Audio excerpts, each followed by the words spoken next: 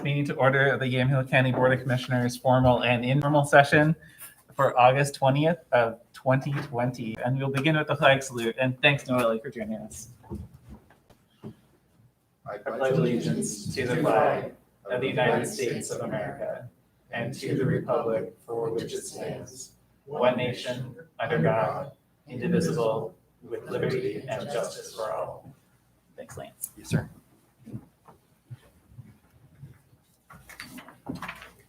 We will move on to public comment, and due to COVID-19 and social distancing requirements, we encourage anyone wishing to submit general public comment or comments on agenda items to do so in written format by email at bocinfo@co.yamhill.or.us or by mail at 535 Northeast 5th Street, McMinnville, Oregon 97128. Any comments received prior to the meeting will be shared with the Board of Commissioners and submitted to the record. In Carolina, we received some that were primarily on agenda items, I believe, right? We didn't receive any on agenda items. Oh, okay. I was thinking about the Planning Commission. But oh, that's funny. Okay. They went to Lance. Oh, well, that's funny. I received some, so yes. But I think I saw some from Lisa Poole and Marvin Bernards and Kit Johnson. And I think Noelle's checking outside in the hallway. Okay, perfect. Great, thank you. Move on to consent agenda, and we have a consent agenda today. And item D1 is the minutes. I will make an approval of that. I will make recognition and approve the consent agenda and meetings from February 4th through February 27th, 2020. Great, thank you, Commissioner. All in favor signify by saying aye. Aye. Any opposed, same sign. Record showing unanimous approval of item D1. Item E is old business, and item E1 is docket number SDR-16-14/FP-03-14, which is a remand of an expansion of Riverman landfill. The original application was for a site design review for the development of 37 acres proposed for landfill expansion and ancillary facilities. The Land Use Board of Appeals remanded the county's decision approving the request with conditions as set forth in Board Order 15-115 for the express purpose of addressing issues identified in the remand relating to ORS 215.296. See public notice for specific hearing parameters, and those are also in the findings. The hearing was limited to written or electronic argument only, and today is the adoption of written findings only. The motion to deny the remand was passed on August 6th of 2020. And Commissioners, do you have a chance to look them over? Yes. Looked over the whole packet, and I think our land use attorney did an excellent job of preparing the final findings. So. Yes, and thank you for changing some of the language. You're welcome. Well, I would move approval of item E1 then. All in favor signify by saying aye. Aye. Any opposed, same sign. Aye. Let the record show motion passes with Commissioner Olson and Kula voting in the affirmative and Commissioner Starrett in the negative. Thank you, Commissioners. Started me off challenged, right? We move on to item F, which is other business. And item F1 is consideration of authorizing Public Works to submit an application for funding from the Oregon Department of Transportation's 2025 through 2027 Local Bridge Program. And Commissioners, you have lots of information and Yes. photos in the packet. You Yes. probably know where some of the bridges are even. Do you have any questions that I can help you with? Bill Gilly said he could be here. He could call in if you had specific questions. So looking at the list of the bridges and looking at the information that was submitted in the packet, I think that we need to move to make sure we get the funding needed to make all of our bridges seismically safe and also in good state of repair. So I don't have any issue at all with this. No, and I appreciate the description and all the detail that went into justifying each decision and recommendation. And the pictures didn't hurt either. Yeah, no, it's one of those things where you're like, okay, I think I know where that is. And then you see, you're like, oh, there. That's the picture. There were a That's the couple bridge. of bridges up there that I didn't even know we had, but Yeah, Exactly. I'm really grateful that in the span of sufficiency ratings that we ended up adding to this list, bridges from around the county that serve quite a variety of purposes too. the one of the things to note is that as the bridge inspection, the third-party bridge inspector gets through their bridge inspections, what they're doing right now, some bridges will, their sufficiency ratings will change that we currently don't have on it. But within the county, within Public Works, there's a lot of work going on to buffer those and improve them. So. I'll make a motion that we authorize Public Works to submit an application for funding from the Oregon Department of Transportation, which is ODOT 2025-2027 local bridge program, which is LBP. Thank you. All in favor signify by saying aye. Aye. Any opposed, same sign. Record show unanimous approval of item F1. And it looks like we have 2 general public comments as well. Commissioners, are there folks who are out in the hall? Do you want to? We can make the determination if you want to have them provide public comment. It's 2 representatives from AFSCME, it looks like. The only concern I have, and it doesn't matter who they are, is that we haven't been allowing public comment, and now we're allowing public comment, and we just read that we're not allowing public comment.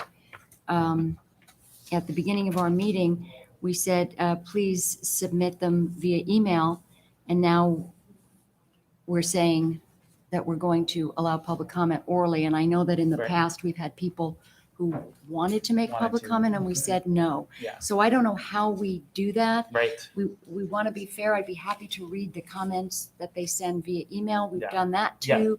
But just make an exception, and then tomorrow, next week, when someone else says, and we said no, because we're not taking public comment. Mhm. How does that work? My feeling is exactly the same. I don't want to make an exception to something we change, because once we start making exceptions, if we allow public comment, personal public comment, when do you stop making exceptions then? So I firmly believe that if they want to submit it in writing, or they want to do it to us in writing, fine, but I'm not for right now. Now, no matter what the issue is, I'm not for right now taking personal public testimony. And as I said, I didn't know who they were from. Sure. I don't know that it would have mattered. To be fair, Yeah. I would maybe appreciate them submitting something we can read, maybe even read out loud. Yeah. We've done that. Yeah. I'd be happy to hear that. Yeah, I'm totally that. I think that makes perfect sense as a way of continuing to follow the patterns that we have set. I do know that it does say that due to COVID-19 and social distancing requirements, we encourage anyone wishing to. So I just want to clarify that it's an encouragement as opposed to a prescription. And if this helps at all, you have had, I remember at least one occasion where you did allow some public comment, general public comment Yeah. at the start of the meeting. But you're exactly right. To the extent you make exceptions or you don't make exceptions, that's entirely up to the board.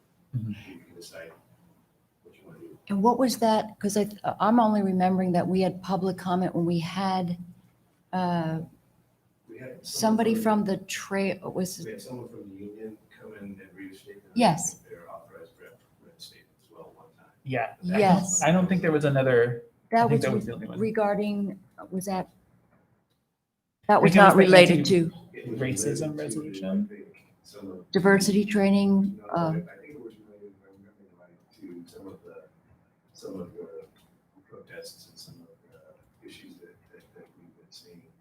And they were encouraging, I believe, the county to a sort of diversity state. Okay, Yeah, I think yes, so. that was Diversity committee. correct. I'm totally going off my memory, but I just wanted to point that out. But again, to the extent you do or don't want to accept public comment, that's entirely up to the board.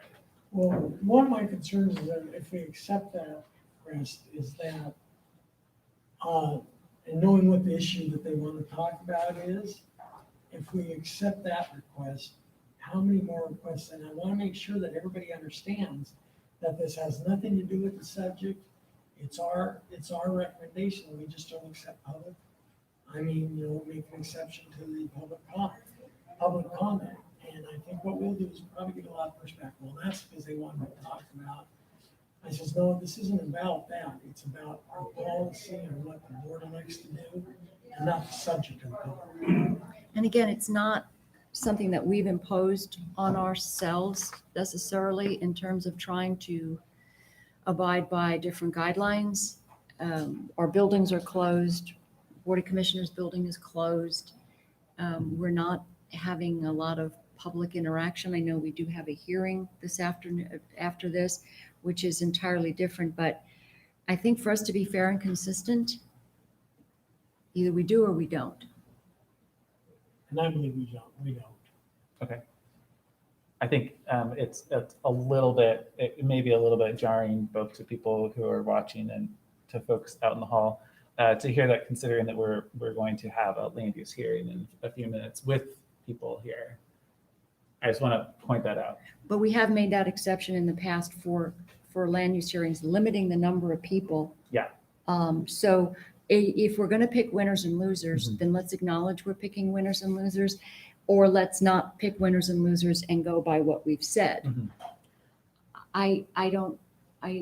Well, my feeling is something like a land use issue and accepting public comments on a land use issue that could affect the outcome of land use is much different than accepting public comment on general issues. So I think there is a difference, and I think if we determine in a land use hearing that it's necessary to have somebody testify, in person, give comments in person, to me, that's okay. But general comments, I don't think we made an exception to allow general comments, except the particular one that Christian mentioned. So, Well, why don't, let's see. I'd be happy for us to receive written comment from them. I assume that probably there's at least a written statement involved.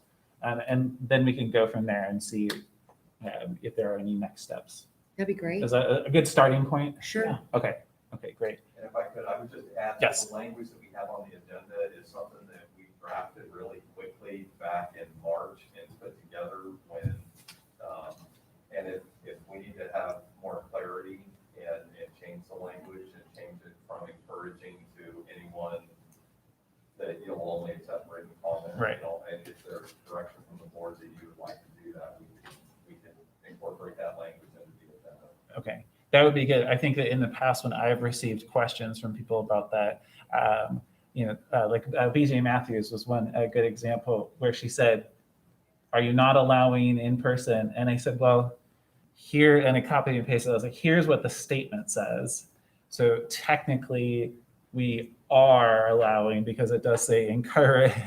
I think It doesn't say shall not or I whatever. think if we take out the words we encourage, so it says, on social distance requirements, anyone wishing to submit general public comment, just take out the words we encourage. And that will make us, and it doesn't give the option. No, I don't think we're alone in making policy regarding that. I Yeah, I think think even you're right. courts are Yeah. doing that, which is, it's a game changer. I don't necessarily want to see people excluded. I don't like what's happening at the Capitol. Mhm. I don't want There to you be go. guilty of that. Yeah. But if we hadn't done it in the past, I'd Mhm. say fine. Yeah, I mean, either we change it going forward or we adhere to what we've been doing. right. I mean, I guess one option too is that video files and audio are also welcome. Absolutely. It doesn't have to be just written testimony, because as we've talked about, sometimes that voice speaking their truth is really is more impactful, right? So then the question that comes to my mind, if we change the statement moving forward, and now we're just saying we encourage, even though we've not done it, do we allow them to provide comment, but then change the statement so going forward, it's very clear that we won't accept any public comment. Well, just that we can offer options, including video. We've done that before. Yes, we have. Video, by phone, written. So the question is do we allow them to give public comment now, being it says we encourage, and then change the statement, so from here forward, they don't have that option.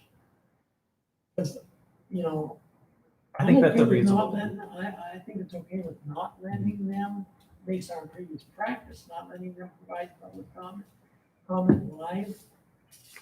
But I think I would feel more comfortable changing the statement, taking out the word encourage, so they just can't do it Moving forward. moving forward. So I hate to go back and change the statement and say, well, we changed the statement, so you can't. I'm good either way, but I think we do need to change the statement moving forward. But how we decide, Mhm. whether we decide to allow them to provide public comment now, or follow our past practices and say, no, we're not gonna allow the public comment, public commenting, or we say, we encourage it, our past practices, we don't. Well, I would be open to that scenario. That we don't, our past practices, we don't allow it. Mhm. And then we'll change our statement, so going forward, and be very clear in our statement that we encourage that. So what have we done in the past as far as, we've told people, no, you cannot make public comment, correct? I mean, I've always referred just to the language. Since COVID, we've been encouraging, we have on at least one occasion allowed some public comment. Oh, BJ Matthews also spoke in person, correct? And it wasn't I think it was on an It agenda was- item, but it wasn't a land use hearing. Yeah, she was It- here. I don't recall exactly if she spoke or not, but she might. I don't think she spoke, she was here, but I don't think she spoke. I think it was trail related, wasn't it the day of a trail related? That's So right. As it reads right now, and as best I understand, this is the only sort of official sort of statement that we have. It does not say appearing in person to provide public comment. That's right. Encouraged to submit public comment. Certainly update that if that's the desire of the board to say that going forward from now on, you will only be accepting on general public comment or comment on specific agenda items. If the only other time we've had public comment in this room has been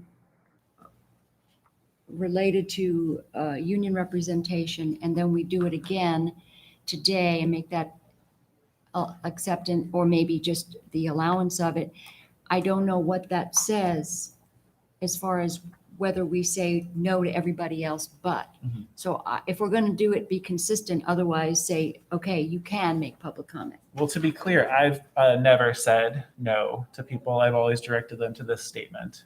And Yes. If it helps us an update, because Noel was chatting with the folks who wanted. Oh, yeah. They have written statements that they would just like, they're willing to just submit and not come in and give the public comment that they have And written. I think that's, I guess you we read talked long those? enough then. if they don't. Would you read those Yeah, then? read them. Oh, yeah. I mean, I certainly, And I although certainly there's a think we lot could- here. Or maybe just, Maybe, That's,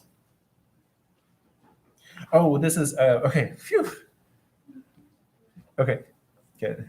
Just gonna say, Bijou, for the record, I'm not gonna read everybody's address and phone numbers. good idea. I'm learning in my older age. so how about the written statement? Yes, and then let me look. Oh, yes, the written statement. Or just ballpark, because we've done that before, where we basically just give the idea of what a public comment included. Yeah, Yeah, just go ahead and read and I think they said, well, let's look at you and read the public. yeah. Oh, actually, here you go. But I There's think two you- more copies. Yeah, and I will read it. Okay, this is from the nurses from the Oregon Nurses Association, and Ruth Josephson is speaking on their behalf. I'm a voter and a taxpayer in Yamhill County, a registered nurse at Willamette Valley Medical Center, and a leader of a newly formed union. I'm here to speak out against Yamhill County proposing a 960% health insurance increase for county employees who are members of ASME Local 1422.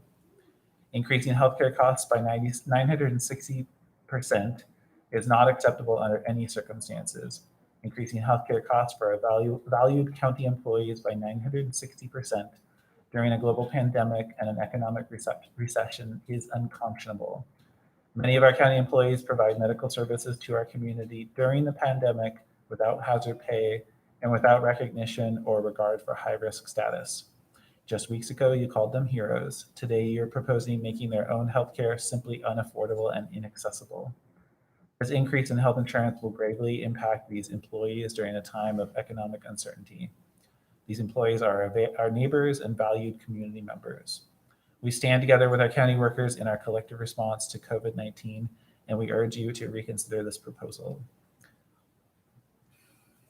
On behalf of the nurses at Willamette Valley Medical Center who support Yamhill County Employees Association, AFSCME Local 1422, we ask you as our county commissioners to join us in that support and to ensure that healthcare is affordable to these valuable employees and their families. Ruth Josephson. Okay, thank you very much for not having a long statement.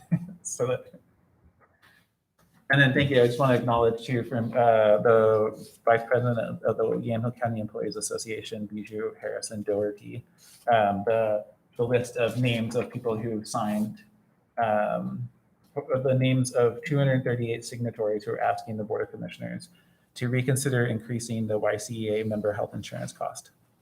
And she will send copies of this via email. Thank you. Okay, tyour for sharing them with us. And thanks for your patience out there in the Thank hallway. you. And thank you, Noelle.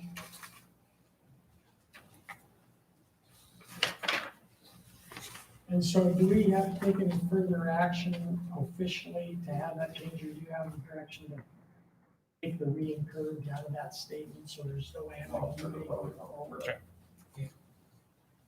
Until further notice. So would you like to simply say that anyone wishing to submit general public comment or comments on agenda items must do so in written format? Yeah, I think so. Yeah, okay. Yeah. I think that was the spirit of our, Okay. Make that change. Okay. Make those changes. okay, great. Thank you, Ken. Thanks, Christian. Move on to item F2, which is consideration of approval to accept the Planning Commission's recommendations for the selection of one candidate for the Board of Commissioners to fill a Planning Commission vacancy. And I'll note that I asked Ken Friday, in light of the receipt of the resignation of Michael Sherwood, that I asked him if it will work for us to change it from 1 to 2, and he said that that's just fine. That we can do that. So we have now we can add 2 members if that's something the Board of Commissioners is willing to do. I'm not sure about that, about doing that since we were sort of casting the net for 1. I don't know, Commissioner. I guess my feeling is if it allows us to have, and we just not had 2, we've only always had 1, then I'm not necessarily opposed to adding 1 other. But if there's something wrong with adding 2, or it changes the whole dynamics, voting dynamics and all of that kind of thing, I'd be for staying with the 1. Because we have had an additional resignations, subsequent to all of these interviews. So I'm not sure. Mr. Huffer? The only other question that I would have is in regards to, and I'm gonna look at Todd, and I know, is the planning commission, as far as the makeup of the planning commission, you have to have at least 1 person who's in city limits or out city limits. I'm just trying to think of some of the criteria for those spots that are being filled. Excuse me, I have clarification on that from Mr. Friday. If Oh, okay, I was just gonna put that out there, that would be something that I don't know with the new resignation, if that was in a certain area, and that the recommendations that are before you was not necessarily going to match, but I'm just. Right, and we can clarify that. But so, Mr. Friday, because I had the same question when he sent us the map, I was extremely confused about what that meant in terms of the applicants. But what he did say was that and I'll read from his email. The Planning Commission did not, because I said I'm not clear on their eligibility based on the map. Is everyone on the list eligible based on their residence? And he said, Ken Friday said, the Planning Commission did not eliminate anyone based on their geographic location.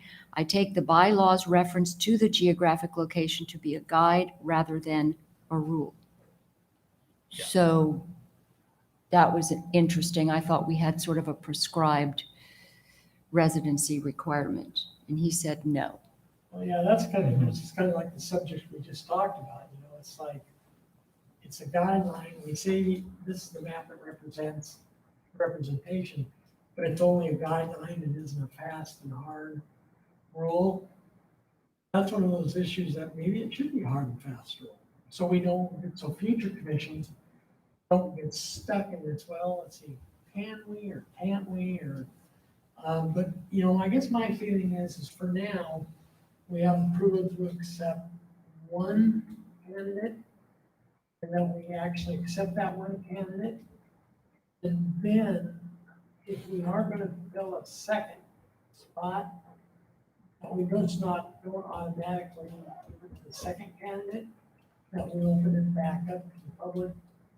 And of course, he'd probably open it back up to the public for another candidate, or another open spot. Ken Hoffer, do you have any insight into what your recommendation would be at this point?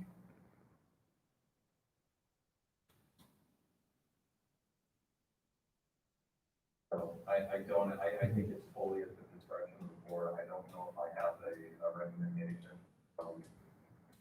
Just knowing that when we get to appointments, to the boards and commissions, just recognizing that you as the board, either as individuals or as a group, if you wanted to do if you just want to take the planning commission's recommendations, or you yourself want to do follow-up interviews or meet with individuals prior to making any selections or appointments, there's that whole process that's attached to it as well that isn't really clearly defined, and I think it's up to the discretion of the board on how you want to handle that. I mean, according to, sorry. No, go ahead. I was just to say that I think technically what we got was not a recommendation, we got scores. Unless I'm missing one piece of the email. We got a list of how they scored, right? So you didn't get it clear, we recommend this person be appointed. Well, we did in that the scoring, they were asked, who do you recommend? And the first person, the one that came out with the top score from all of the planning commission members was one person. And and then the recommendations go down the list from there. So I think at this point, I would recommend that we acknowledge and receive the Planning Commission's recommendation of their highest scored candidate. And because we did ask them to do the interviews, and we did ask for their recommendation based on their knowledge of the subject matter. And I think if we're going to have them go through that exercise, we owe them the respect of acknowledging who their recommendation to us is. So I would suggest that we go with their first recommendation, who is Kit Johnston. Yeah, I mean, I would certainly, I am happy to go with the Planning Commission's scoring. But in reading, in the answer to the question I posed to him, he says, it seems like you'd just be able to note that there's another opening and select the second member. And that's based primarily upon the fact that it's score based. So there's, we've got our scores and then go from there. But I'm open to, if you want to send, just open it back up again to anybody in the community, recognizing that there probably will be some level of frustration, both from the applicants and from the Planning Commission, and it will delay us again in having a full commission. But I think that I'm perfectly fine with doing that, but I'm also happy to, given that they're scores as opposed to there's a name that's here on a piece of paper. We do have lists of the candidates or the applicants that made it through the round. Well, I guess my feeling is I'll go back to the fact that the planning commission recommends one person. Basically, that was based on score based. They didn't base on well, they didn't say, well, if we have another opening, take the top 2 scores. So I guess my feeling is I'll stick with, we should take the recommendation. Then for that additional, person, if the planning commission wants to come back in front of us again and say, okay, now we have another opening, here's our recommendation, then we could do that. I just don't feel comfortable when they're recommending we appoint 1 to appoint 2. And I think there's some wisdom in that. And the other thing I would say is, why couldn't we ask the planning commission to consider everybody so far based on their scores, put them in that same pool if there are additional, Shake them up. some interest from other people, so they don't have to go through, because it was a really long process and a long night Yes. for everybody. Yeah. And I don't want to ask them to do that again. So maybe we'll have some people who will drop out. Maybe we'll have some people who add on, but we do have a significant pool of 4 or 5 people, 4 people in addition to whoever we pick today. Yeah. Yeah. No, I think that's reasonable. I don't want the applicants to be like, sorry, let's do this again. No. But like the planning commission knows them, and they can look at, okay, well, we have a new opening, Michael Sherwood's from, Eastern Rural Newburgh. So where do we want to have somebody to give us our geographic or our experience? Yeah. Or does it matter? I mean, Yeah. are we caring about geography? Right. Yeah, so I appreciate all the work they went in. It was a long night, and I appreciate what they went through to get to this place. Mhm. But I would make a motion that we take their number 1 recommendation of Kit Johnston. All right. You made a motion. So I know. I was like, okay, let me check. You made a motion. All in favor signify by saying aye. I, Aye. Any opposed, same sign.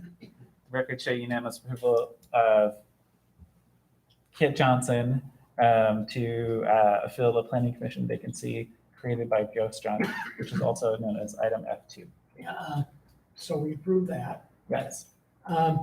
Comment then, Yes. before we go on item number 3. Ken brought up a point that I think is very valid. That, well, do we want him to go, the board want him to go through interviews with the board? How do we want to do it? I think we have to trust our commissions to recommend who they want to Mhm. recommend. But if we're to the point, if we are to the point where we want to have the board involved and, do a final interview or whatever, it's critical that if we ever got to that point, that it applies exactly the same to every commission, every committee, and not just the planning, 1 or 2 commissions. But again, like whether it be planning or solid waste or anything, Mhm. if that commission, if it doesn't say specifically that the board will determine the candidate, but if, going by that, if we receive a recommendation from any of our committees, we should approve that recommendation. So what we're basically doing is saying, hey, yeah, we like your record. We decided to do something else. I respect the fact, if you look at RIAC, if you look at SWAC, if you look at any of our investment committee, they have sort of a bead on that particular body of knowledge. And I want to respect that. I do too. If we ask them to go through it, we should, I believe we should give, credence to their recommendation. Unless we see something that is glaring or information comes to us which would disqualify a candidate, for instance, I think that would be important. Yeah, or if RIAC or SWAC or any of them come to us and say, here's two really strong candidates or 3 really strong candidates. We would prefer, we don't want to make a recommendation because we're both so strong. We prefer the board to take these people and make a recommendation. I do recall that at least, bless you, with SWAC, 2 of us said we want to actually redo the membership ordinance. That will SWAC, So, as I was just saying wanna, SWAC, I thought that's probably not a good example. But I look at RIAC, I look at investment committee, I look at, although it's different with I investment know. I committee, was gonna say because thank the you. treasurer will go ahead and pick a Yeah. investment committee member. So I guess they all are different, but we did ask them to We did spend ask them, the planning commission. 8 Yeah, hours so- or 4 hours Oh my on gosh. on looking at these candidates. Yeah. A great conversation, so Yeah. you know, everything isn't the same. No, everything is not the same. Thank you. Okay, and again, I really appreciate the planning commission and Ken Friday's work, especially given the level of interest in this position. And I want to acknowledge that I sent an email along these lines, but I really have appreciated over the years the engagement and the really good questions from Michael Sherwood. So as a commission member, I really thank him for his service. He has done just what I want to see the commission do, which is to really wrestle with the subject Yeah. and bring the questions out that help the planning department with seeing how the community sees a land use issue. Yeah, Agreed. Mr. Chair, I have one more comment. I'd Yes, like to, please. Thank the both of you for entertaining my remarks regarding how we move in the future. And I think those kind of discussions like we just had definitely help new commissioners and help the existing commissioners know what directions kind of we want to move in, what we're thinking about. So thank you for the discussion. Thank you. And I look forward to seeing more applicants for Michael Sherwood's position. So, and I guess I want to say that I really appreciate Joe Strunk's presence on the commission, and I'm sorry that his work interfered with his planning commission and vice versa to the extent that he felt he had to step down, Mhm. because it was really good to have him there. Yeah. All right, commissioners, we'll move on to item F3, which is consideration of approval to appoint Greg Smith to the Housing Authority of Yamhill County Board of Directors to serve the remaining term of Phil Griffin, term to expire December 31st of 2024. And here we have another approval, and it's again a unique one It because of is. how the HAYC is structured relative to the county. Yes, and I just want to say that I had this discussion with Joyce Morrow, because she asked, do you want to be involved in this? And I didn't Yeah. think it was appropriate because we were going to have to be making that decision ultimately. Yeah. And yet, when I read about Mr. Smith and there was one particular quote there that I actually liked, and I wrote it down to use it in the future, where he likened life to a basketball game and the stages of life. So I like that. But saying that, Joyce Morrow and the board were all very complimentary. Mhm. They had some applicants. They were complimentary of Mr. Smith. And I do want to say a thank you to Phil Griffin. He was one of the first people I ever met regarding the Housing Authority, and he really did walk me through what it was all about. He did a great job. So thanking him for his service. And I do appreciate the recommendation. So I would move approval of item F3. Great. And again, it's a unique role in that we approve the appointment of the Board of Directors of the Housing Authority, but we are not the Housing Authority. They are their own independent entity, with the exception of this connection to us. Exactly. Okay, thank you for the motion. All in favor signify by saying aye. Aye. Aye. Any opposed, same sign. Record showing unanimous approval of item F3. Item F4 is consideration of adopting resolution 20-08-20-1, requesting reaffirmation of previously issued guidelines for the reopening of private schools. And Commissioner. Thank you, Mr. Chair. So last week, we had a discussion because what originally was under consideration was the approval of an emergency declaration by the county regarding the reopening of schools. Mhm. And our county council, in his wisdom, said this was not the proper vehicle for this. Perhaps a resolution would be. And so we have a resolution, and I want to thank county council for getting it to the place where we can actually, put it resolution form. So that is really what this is all about, to the reaffirmation of previously issued guidelines, which were given in June for our private schools. Mhm. So that's what we have before us, is to approve this resolution. And Commissioner, thank you. Well, thanks, Christian, to you for following up on it. I would say that everything here I agree with, except for it is hereby ordered and resolved. I think that all these things are true, and I also think that we need to make sure that in a time when the virus is transmitting within our community, that all schools are following the same set of reopening metrics, because the reality is that the virus spreads throughout the community and not just in public schools. But everything else, I think, is very, very valid points. So it's kind of funny how that works. Well, the only thing that I would add to that, Mr. Chair, is that if you look at the child care regulations and guidelines, it allows for up to 20 children. And then we also look at our institutions of higher learning, like our colleges, which have considerably more, they've got folks living in dorms and a lot more socialization after hours. Yeah. And so I think if we're going to allow the higher education and daycares with 20 kids to open, that if we're looking at schools, it doesn't seem consistent to me. And that's why I am a little concerned about that, private schools really are facing closing. They don't have public funds to sustain them, and they do have smaller numbers. And that is why I feel like we're looking at losing private schools if they are not allowed to open under those previous guidelines. Yeah. And do you mind, I want to make sure that you have an opportunity, but I just wanted, before I forgot, I haven't looked as closely at the childcare, the specific requirements, but what I wonder whether is if you would be willing to pull this for now while I look at them and think about how we could send or submit or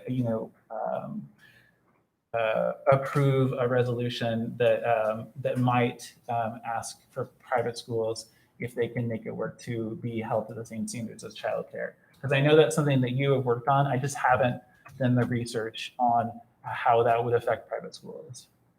Does that make sense to you? Because I know that we've talked about the higher ed part of it and how they're not willing to, how the state isn't willing to consider private schools in the context of higher ed.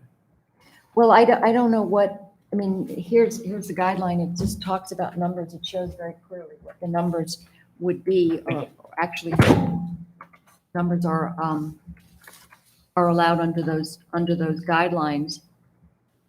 So I don't know what would be different in a discussion next week. Yes, Mr. please. Chair, just a couple of my comments is I have to kind of agree with Commissioner Starrett and question one of your decisions, because private schools are different than public schools. They're smaller, they're not supported by the state, and I think private schools are much more nimble and able to support the COVID guidelines than public schools are, just by the nature of private schools. Okay. And so therefore, I have no problem reading those words in the resolution itself. The Commissioner. Well, I mean, it's my understanding that all schools are going to be following the COVID guidelines. So I'm not sure why we need to differentiate one type of school from another. And as we've talked about extensively, there are many exceptions and exemptions that apply to all schools, right? If you are this characteristic of a school, you can meet this exception. If you're this characteristic of a school, you can meet that exception. Like we were both on the phone call about the Delphian School, looking at how they might fit the remote and rural designation, for example. And so while I don't know, I mean, if you have a specific school in mind, we could, look through the guidance to see, are they allowed for in-person under the particular guidance? But to suggest that a private school should have one huge carve out, which is that they don't need to follow any of the reopening metrics, is something that's I can't support. But I can support looking at individual schools and helping them work through the exceptions. Well, Mr. Chair, and I think your point is well taken, except as you know, on this conversation and the effort, I've been working to try to look at that carve out or that exception for the remote and rural for the Yeah. Delphian school. And we know it's not that easy. I've tried Mhm. to address it with the governor's office. We've tried to address it with Senator Roblin, even a school that is willing to go to the extra mile that they have, and they're having a hard time. They were originally denied that exception, and they're on over 700 acres. Right. So that's rural, that's remote, and they're willing to keep all of their students on campus. Mhm. So I think if we were to sit and go over every school, every private school in our county, what we're looking at is the fact that if you look at those childcare guidelines, Yeah. and even day camp guidelines, how you can allow for cohorts of those numbers using social distancing and all of the sanitation protocols, and say that it's acceptable for a daycare, but not acceptable for a classroom, Mhm. only because we're saying that no instruction can occur in those venues. So really, what is the stated purpose of keeping instruction from happening when you've got the same configuration and sometimes even more? So I'm at the place where I think, in fact, today, as an aside, as you know, I've issued an affidavit for a lawsuit, which is in U.S. District Court in Portland this afternoon, and I have talked about the importance of us acknowledging that if our private schools don't open, they will cease to exist. And this is a serious education choice that we are going to now take off the table for parents. And I don't think we can do it. So when we talk about the crisis of childcare, we don't have enough childcare. Here's a perfect example of how we can help ameliorate that. And I would move approval of supporting a resolution to allow our private schools to open under the guidance that they actually started working on and completed the June 10th guidance. They completed it all. They did it at great expense. And now we're saying, no, you can't open. And you've got no tuition, and you lock the doors and you walk away. And I don't think that's acceptable. And to be clear, I want to thank you. There is a motion on the floor then, but I also want to acknowledge that schools aren't being prohibited from opening. So just maybe, modifying your language if you are willing, that reopening for in-person classes. Okay, and let's be clear, Mr. Chair, Yeah. that when you say schools are not being prohibited from opening, putting a kid in front of a screen is not going to school. There are all of the different elements that happen by going to school that don't happen by putting a kid in front of a screen. So I don't consider Okay. remote learning, distance learning, going to school. Okay. And neither do these parents. Okay. Thank you. You said open. I just want to Just wanted a to comment clarify. before you take Yes. the vote. I think, I believe, much like Commissioner Starrett, that, you can learn technically about a subject by distance learning. But what you don't learn is you don't learn the teamwork, you don't learn dealing with the people, you don't learn how to be respectful, those are the kind of things that you have to be in a classroom setting to learn. And the discipline, that's what you have to be. And I think distance learning, although I think it's a great option for a lot of kids, but especially for the younger kids who are just in the formation of their character and everything, distance learning is actually doing the child more harm than it is good. So that's just my opinion. Thank you. Okay, my final thoughts on this are that I think that, as I said, I agree with all the whereases. Let's go there with that as a starting point. And I also want to acknowledge that we could, our county case counts, new cases from last week, or from 2 weeks ago to this week, dropped by 60%. If they dropped by another 60%, we would begin to meet the benchmarks for allowing for K through 3 education and many of the in-person exceptions that are allowed under the comprehensive distance learning guidelines of the Oregon Department of Education. And I think that if we spent the same amount of time encouraging people to do things that we know reduce case counts, that would be time well spent as well. Because I think our county can meet those recommendations and those metrics. And I think that's definitely worth doing, but I don't think that one supplants the other. And I do have some concerns about how cases are being counted. I just received this information this morning from Mercy Health Medical Center in Roseburg, and this is just an aside to illustrate about case counts. OHA reported that there were 10 positives at Mercy Hospital in Roseburg. They have 1 positive. They said originally there was 1 single positive employee whose exposure was not work-related, plus 6 presumptive positives that have all tested negative. Now OHA has included 2 additional employees as presumptives who've also tested negative. So there have been no patients who've tested positive. Everyone else has tested negative, yet OHA has listed 10 cases at Mercy Medical. So how then, and this is coming from Mercy Medical itself, in addition to the fact that this is coming from OHA's website, basically they're saying not all positive tests represent new cases. Some are collected from people who've already been counted as presumptives. So I'm not necessarily having a lot of confidence in how we're considering a COVID and how we're coding COVIDs. Not to say and casting any aspersions on our local public health and the way we're doing things, because I think they're working really hard. But I think that a lot of this is just, the numbers are just not adding up. And when you're looking at keeping schools closed, that's considerable. May I see that, or can you forward it to me if there's a digital copy? I'll just give it to you right now. Yeah, because my understanding is that OHA receives the information that their county's public health, which is Douglas County, right? So In Roseburg. yeah, so Yeah. do we have Douglas County's information on this? I go and Because what I've often heard is, this is what OHA is doing or saying, but I want to know what is the local public health. Well, you authority can doing. certainly chase that down, Yeah, but I'm that happy to comes do right that. from Mercy Medical. Yes, because what I want to know is, I received an email from somebody along similar lines, their concerns specifically about this, but I didn't have the time then to follow up and ask Director Manfred. So how is this related? Like, let's give a hypothetical in Willamette Valley Medical Center. Mr. Chair, Yeah. I think that's a great discussion to have, but the fact is we have a motion on the table that I think we need to vote on. Thank you, Mr. Commissioner. Yeah, thanks for bringing it up. And once we're done voting, I'll take a picture of it. How about You can that? have it. I'm learning. Okay. You can that's take it. Okay.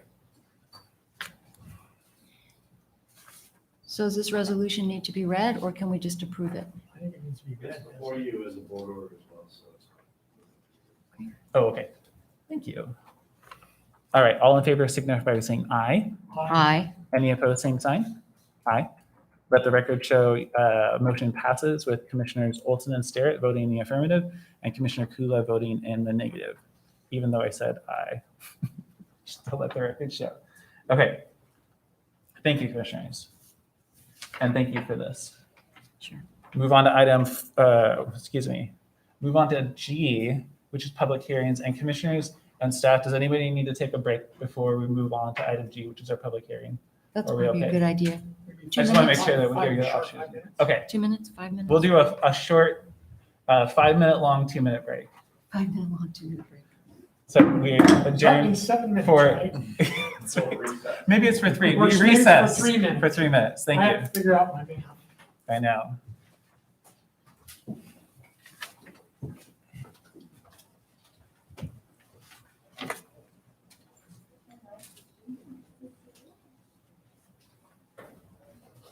Oh, thank you. Yes, sir.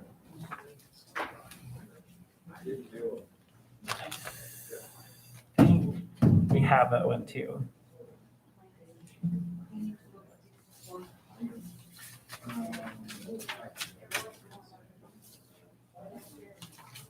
So if you want to give me. Oh, yes, I know. I was like, which things can I divest myself of? I just need to remember that the next, maybe I should read this though. I'll just take this one. Thanks. Do you want me to take this? This is public comment, right? I think it's part of, I already have it, but yeah, it's part of the land use hearing. Yeah. There's actually one in here, I'm pretty sure. Of sorts. Really old. Yeah, that's true. Kids are used to it. Yeah, is there I knew there was one somewhere in here. I encountered it. Oh, yeah. Public hearing. Yeah, that's for sure. This one? Okay, I'll just leave this Okay, with you so it thanks. doesn't clutter up your desk. I'm like, I can almost do it, but I'll look a little bit embarrassing. I don't do it. I don't want to miss something. Yeah, sounds good. This is Okay, the second part of it, I don't know if you need that. Lance will be doing the. okay, thank you. Lance I will do. be doing the statement. Perfect. Thank you. I'll try not to write on it. Oh, thank you. Piling up. Yeah. Here, PhD. Yeah. Yes, sir. Yeah. You want me to go get them? Hi, Ken. Question about the different criteria from the past to now. Mhm. I asked. Yes, Mr. Bell. Wait, he's sitting in the hallway. Okay. Oh, with the other 20 people? With Yeah, the other that would 20 be, people? I'm up on the stairs, but I can hear you guys. that might be good. I don't know, I thought It's there was, basically a change in 1998, and I can explain that. okay, okay. Yeah, I will, let's see, that would be, Testify. at what point do we You want could to do do that that? in public agency. Oh, yeah. Because they'll know that it's the as well. That's why. That's something to hold. I just got a bunch of stuff. Oh, yeah, okay, at 11. Kind of hard to see. Great, I have apparently a lot of papers here. You do it from a phone. You know, whether you're.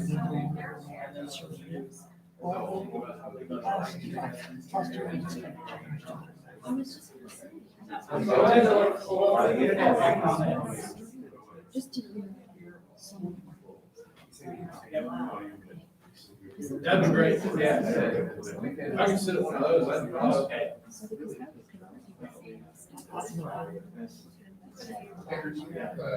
Yeah. When I was there. And when I had time to tell you, every 4 or 5 times I break ties, and I can tell you exactly which commission, which counselors are going to vote what way. Oh, thank you. I'm prepared to work off paper. But I appreciate all of this work at CDC.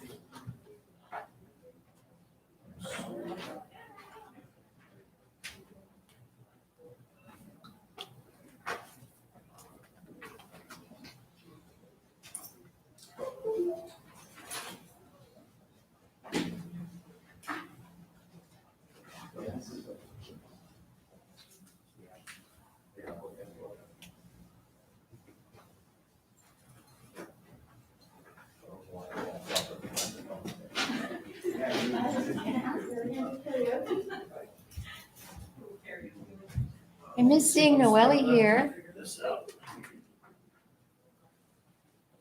I miss being here. No, you don't. Don't lie. Don't lie. Don't lie. I can tell you with the mask on, you're lying. You can't tell that I'm an actor. Yeah, I can tell. Okay. All right, I can take this down too. I got it where it's gonna work, but I can take it out for that if you. Are you gonna do a PowerPoint or anything like that? Yes, sir. Okay, I'll just leave it there. Mine's gonna be short. Okay. I don't have to cut this here.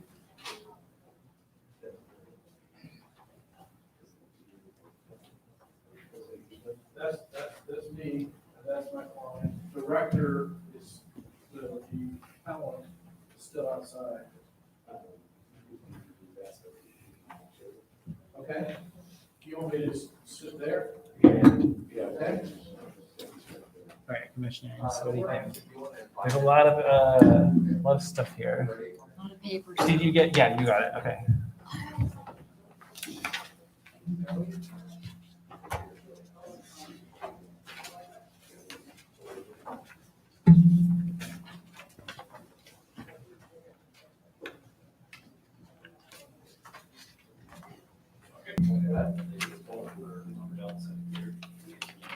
Sure.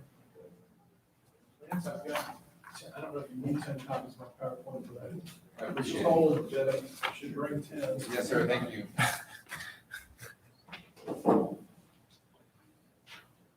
Okay.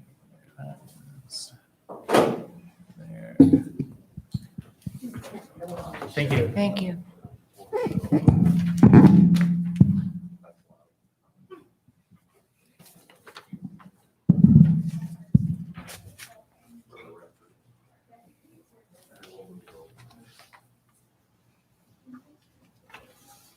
Commissioners, looks like we're almost ready to go. Are you?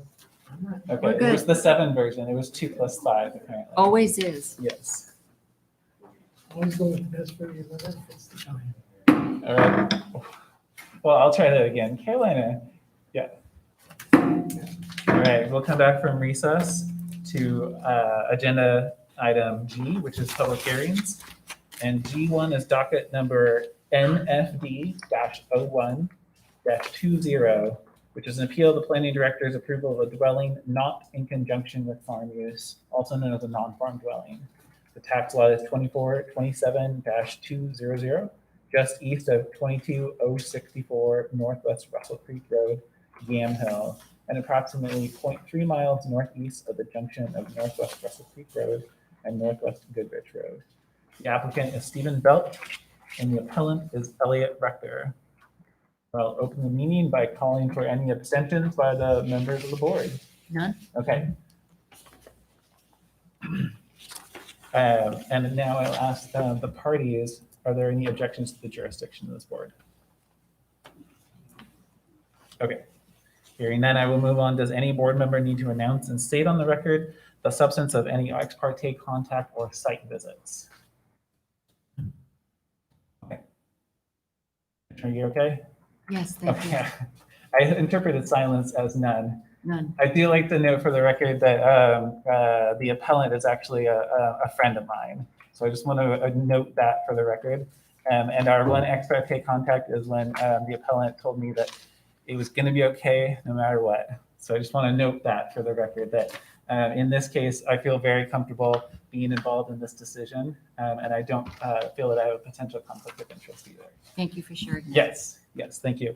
The one thing I do want to note is that as the landowner of exclusive farm use zoning, because this is an approval of a non-farm dwelling, I do feel like I need to acknowledge that I have a potential conflict of interest because of the decision and how it moves forward with non-farm dwellings on farmland. And that I have the potential to profit from it. But given that declaration, I now can continue on and participate in the discussion and decision-making process and the decision. So, Thank you. yes, sorry, that was extensive, but I wanted to make sure we get that out there on the record. And Lance, I believe that you're going to read the statement. Yes, sir. Thank you, Okay, Chair thank you Kula. very much. The raise it or waive it statement states that Oregon law requires that persons who attend a land use hearing be advised of certain rights and duties before the hearing begins. First, with regard to the standards of approval, state law ORS 197.763 sub 5 requires that we list the applicable substantive criteria that must be met in order for the county to approve the application. The applicable standards will be listed by the county planner in a moment as part of the staff report. Testimony, arguments, and evidence must be directed toward the standards for approval. Second, the raise it or waive it rule. Under Oregon law, any issue that might be raised in an appeal to the county's decision in this matter must be raised before the record of this hearing is closed. Failure to raise an issue accompanied by statements or evidence sufficient to afford the decision makers and the parties an opportunity to respond to the issue precludes appeal to the board based on that issue. Third, and this is directed to the applicant, under ORS 197.796, failure of the applicant to raise constitutional or other issues relating to proposed conditions of approval, again with sufficient specificity to allow the county to respond to the issue, precludes an action for damages in circuit court. Finally, I will also note that under Oregon law, and that because this is the initial evidentiary hearing on this matter, any participant, that is, anyone who submits oral or written testimony during this hearing may, before the record is closed, request an opportunity to present additional evidence, arguments, or testimony regarding the application. The request must be made prior to the time the chair announces that the hearing is closed. And that concludes raise it or waive it. Great, thank you very much. Yes, Lance. And at this point, we'll move on to the staff report. And I believe that Lance, you'll be delivering the staff report. I as will. well. Yes, sir. Thank you, Chair. Go for it. The request is for approval of a dwelling not in conjunction with farm use, commonly known as a non-farm dwelling. The request is subject to sections 402.03 sub I and 402.08 of the Yamhill County zoning ordinance. The subject parcel is 5.46 acres in size and is located in the exclusive farm use zone, the EF20 zone. The applicant's property has frontage along two platted but undeveloped roads. One of these platted roads is East Cherry Street, which one runs west to east from Russell Creek Road and is located along the parcel's northern property line. The second platted roadway is Northwest Woodside Drive, which runs south to north from Northwest McLaughlin Drive and is located along the parcel's eastern property line. And I supplied maps to the board for that and to the applicant and appellant. The subject parcel is forested with a moderate southwesterly slope. There are no structures built on site, and the property is not receiving farm or forest tax deferral. Surrounding parcels are all located in the exclusive farm use zone, either the EF20 or the EF40 zones. Land use in the surrounding area is a mix of forest and farm uses, including grass seed and hay production, the cultivation of wheat and grain, livestock pasturage, vineyards, filbert orchards, and also passive forest use. Concludes staff report. Great, thank you very much, Lance. Yes, sir. And what we'll do is we'll move on to the applicant's case.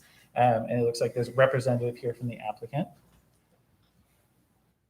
So welcome. If you could state your name and your address for the record, or functioning working address.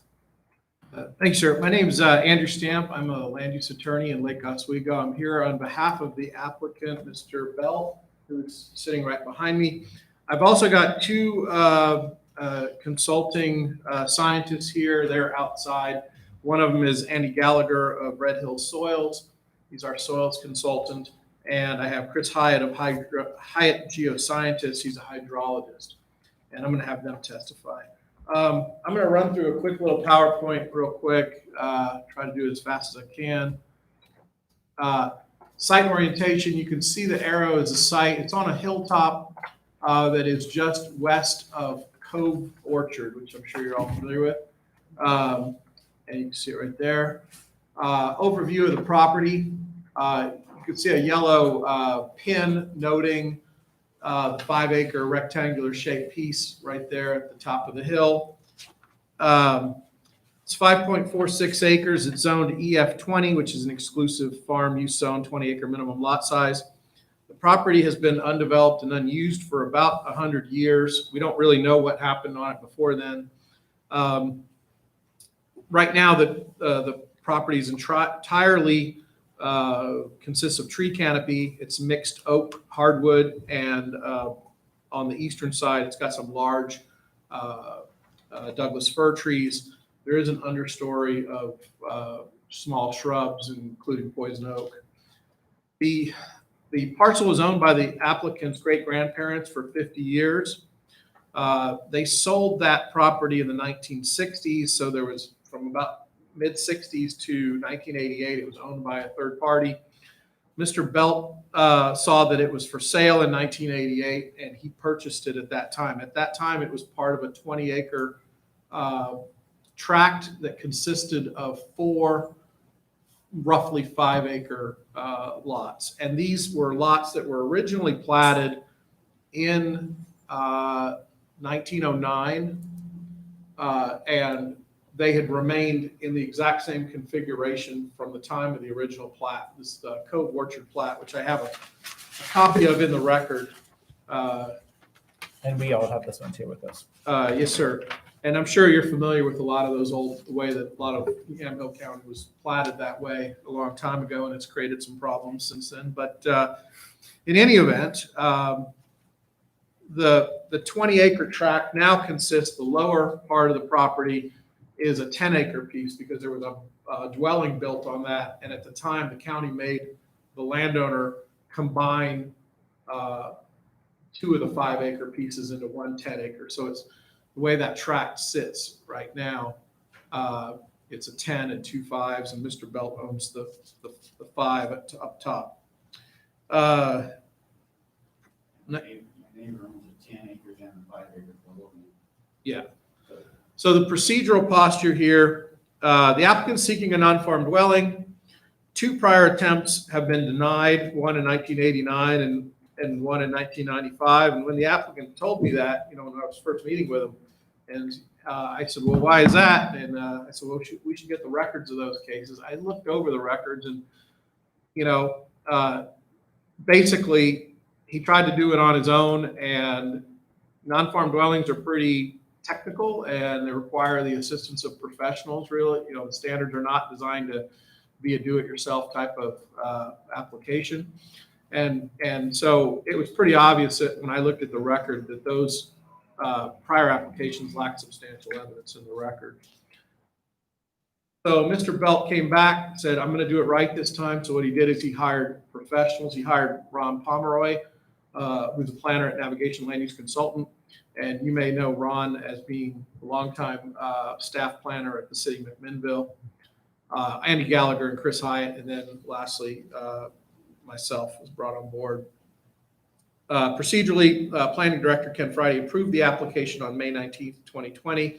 And some of the neighbors have appealed, as is their right.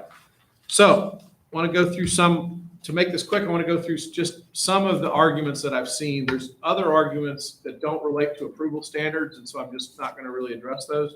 But the 5 issues that I saw that somewhat related to approval standards, I'm going to address here. The first is that Mr. Belt purchased a 20-acre farm in 1988. He's not tried to farm that land, but has instead split it up and tried to turn the lots into residential properties, an effort which continues today. That's a quote from the appeal. And that is simply not correct. As I pointed out, the property never existed as a 20-acre farm. The 20 acres existed in 1988 were in 4 or 5 acre lots. So there's never been any adjustment of the property boundaries. The 5 issues here: access soils, lack of water, weed suppression, and a study area being too small for the stability of the land use pattern test. I'll go through each one of these. Access related approval criteria. Yamaha County zoning ordinance says that requires the dwelling complies with other conditions the county considers necessary, including but not limited to provisions for sewer, emergency vehicle access, and public road approach. So this standard essentially requires a feasibility finding, and that means that you have to show that it is possible and likely that the applicant can provide county right-of-way to get to the parcel. And technical solutions as to how he gets there from an engineering standpoint can be deferred to later. Right here, you see in the map, I've got, if you see the property shown in a rectangle, and you've got 2 right-of-ways coming into the property, East Cherry Street right-of-way and the Woodside Drive right-of-way. The East Cherry Street was platted in the 1800s. It's mostly developed as a gravel road.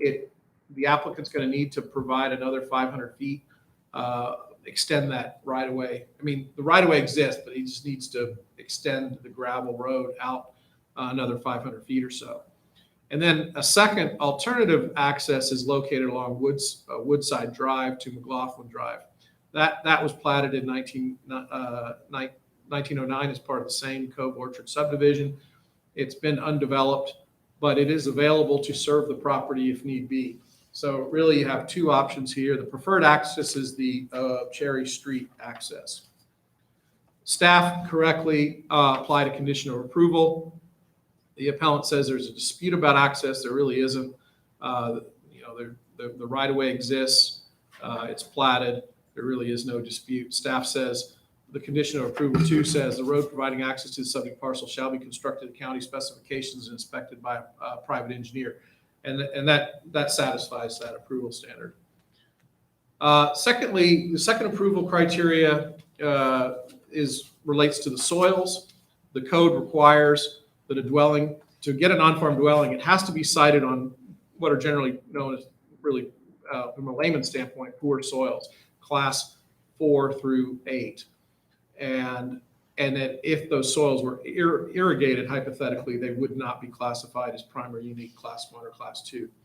I'm going to have Mr. Gallagher address this in more detail, but what he said so far is that the soils are predominantly class 4 and class 6.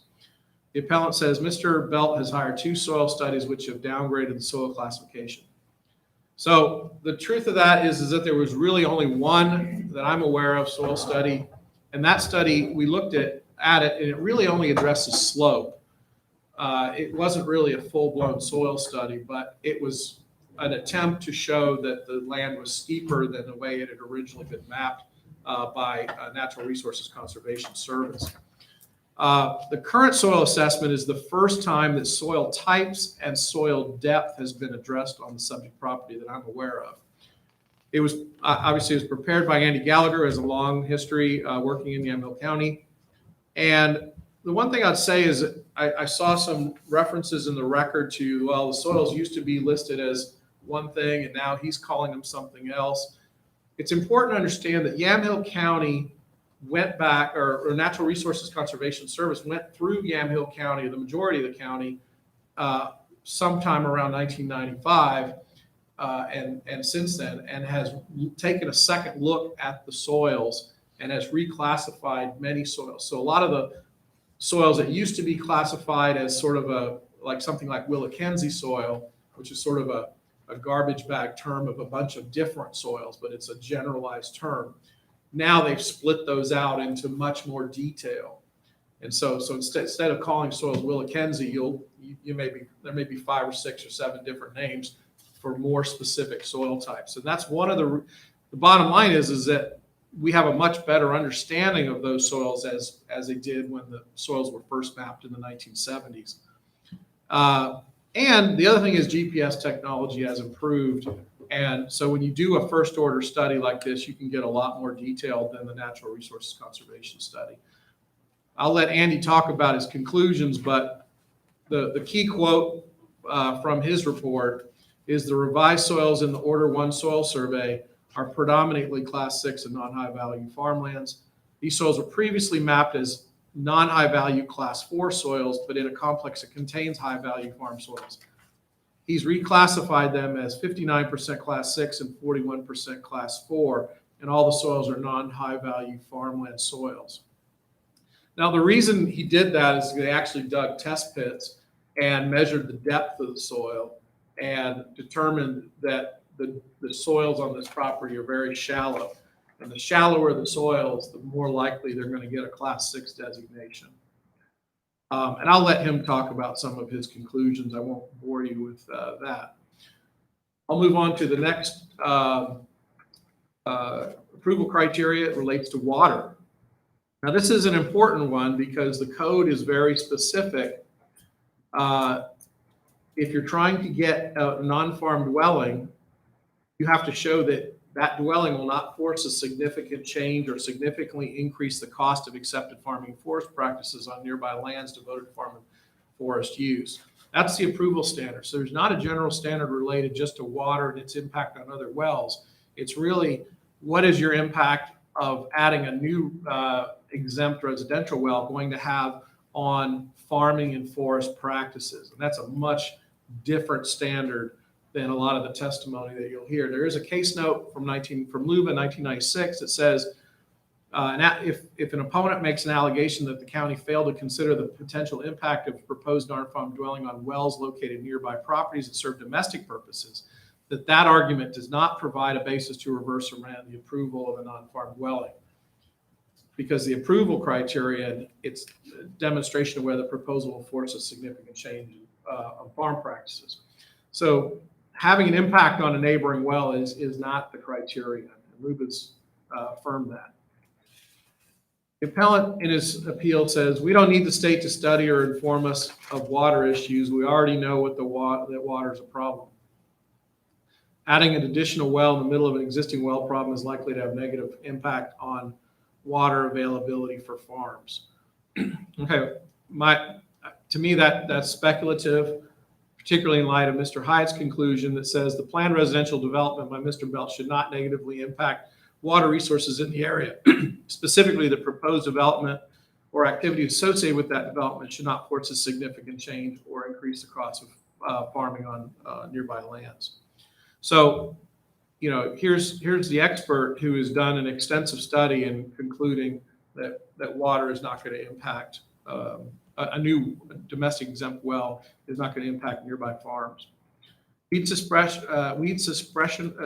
Suppression was another issue raised by the appellant. Said that allowing a non-farm dwelling would likely increase the use of weed killer. And our response is, for one, that's speculative. There's no evidence that Mr. Belk would use herbicides on his property. And there's no evidence that the use of weed killer would have an impact on neighboring farms or increase the cost of farming on neighboring property. And lastly, I'll point out the use of pesticides could occur regardless of whether there's presence in non-farm dwelling. So, again, without any evidence to the contrary, we think that concern is speculative. Finally, the last issue deals with the most complicated standard for a non-farm dwelling is the stability of the land use pattern standard. And what that is in a nutshell is you have to make a study of an area that's about 2,000 acres and look at how many other potential properties could get a non-farm dwelling.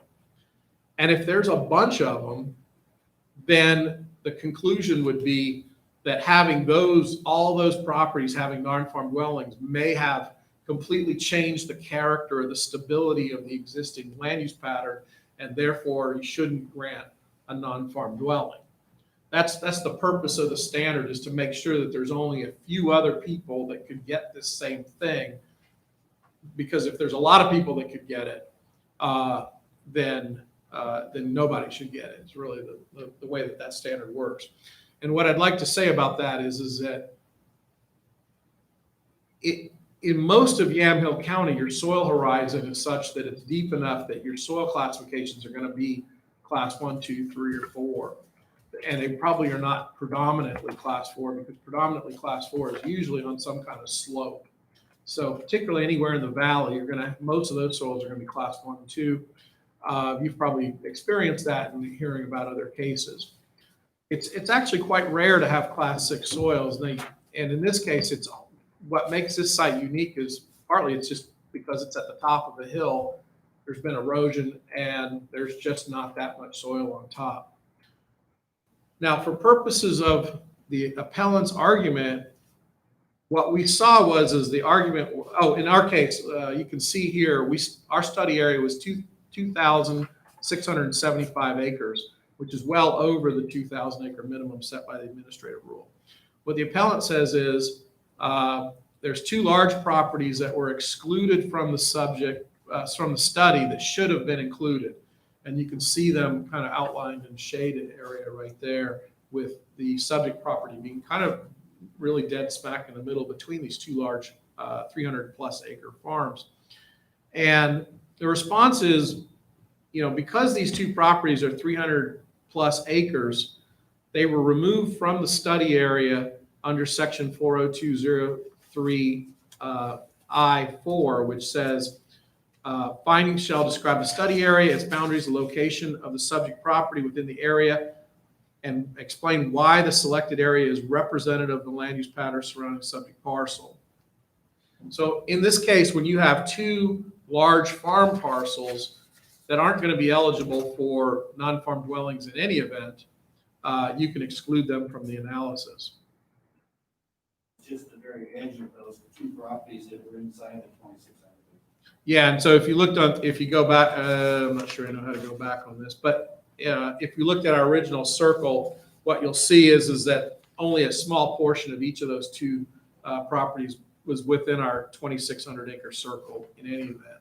So the findings adopted by staff basically says these 2 parcels are exceedingly large in comparison to the other parcels in the study area and are uncharacteristic of the land use pattern in the study area.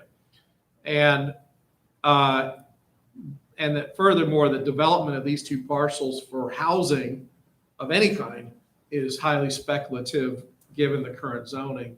They are eligible for farm dwellings, assuming they make the $8,000 test. And my understanding is both of those already have dwellings on them. So that concludes my PowerPoint. I've tried to keep it quick in the interest of time and went through it pretty quick.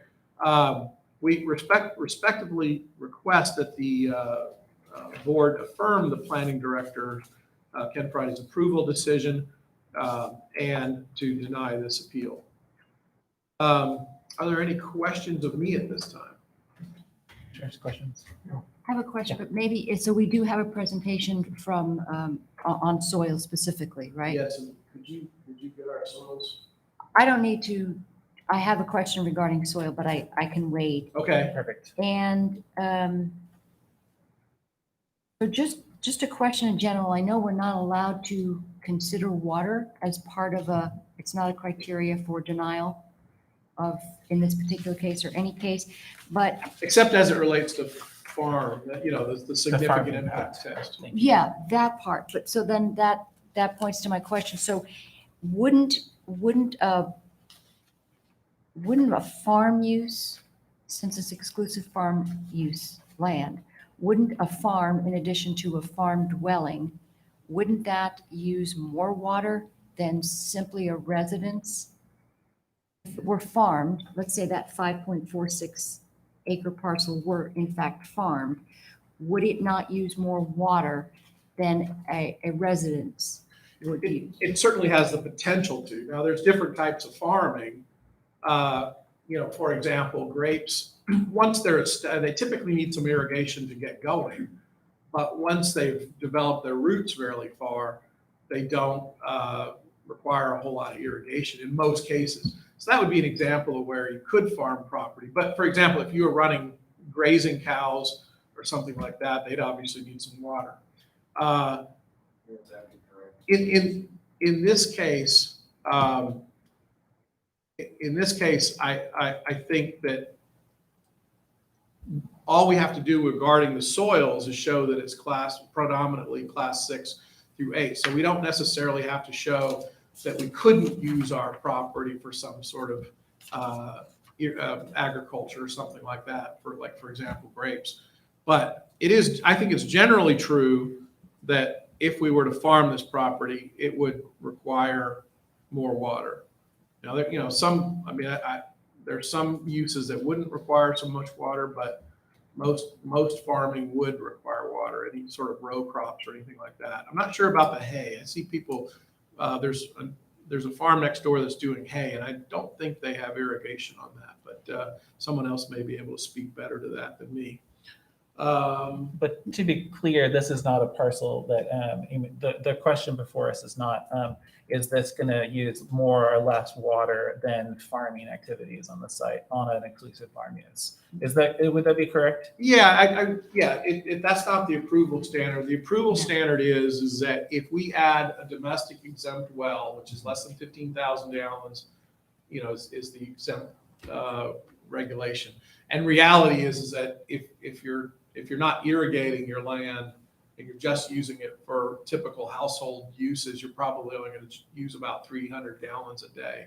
And that's really all I'm Yeah, trying to that's get to. I'm not, because I know we really can't even go that route in terms of discussion about water. So I just wanted to make that point. The other question I had was about, I think I'll wait for the soil expert on that one. Is he- That's I what was thinking. I don't need to do it now if there are other Is he on his questions. way? He's here. Oh, okay.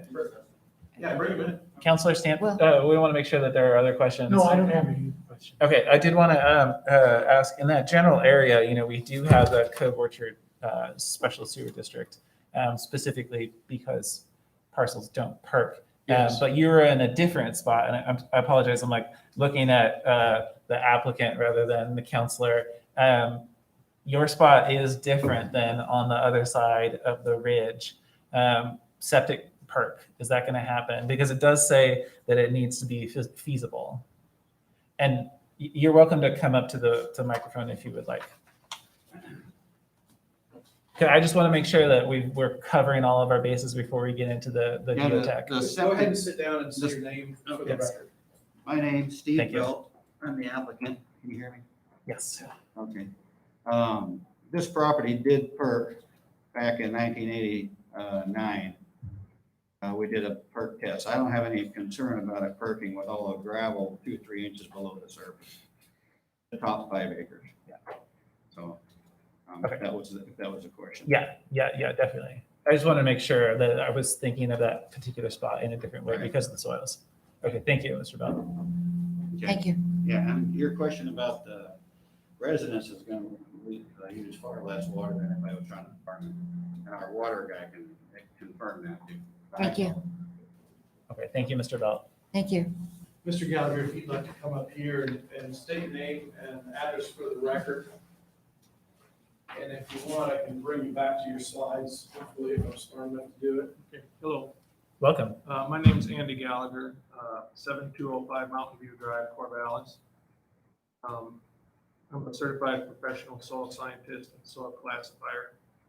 And a little bit of my background, I've been soil mapping since '86 and working in Western Oregon.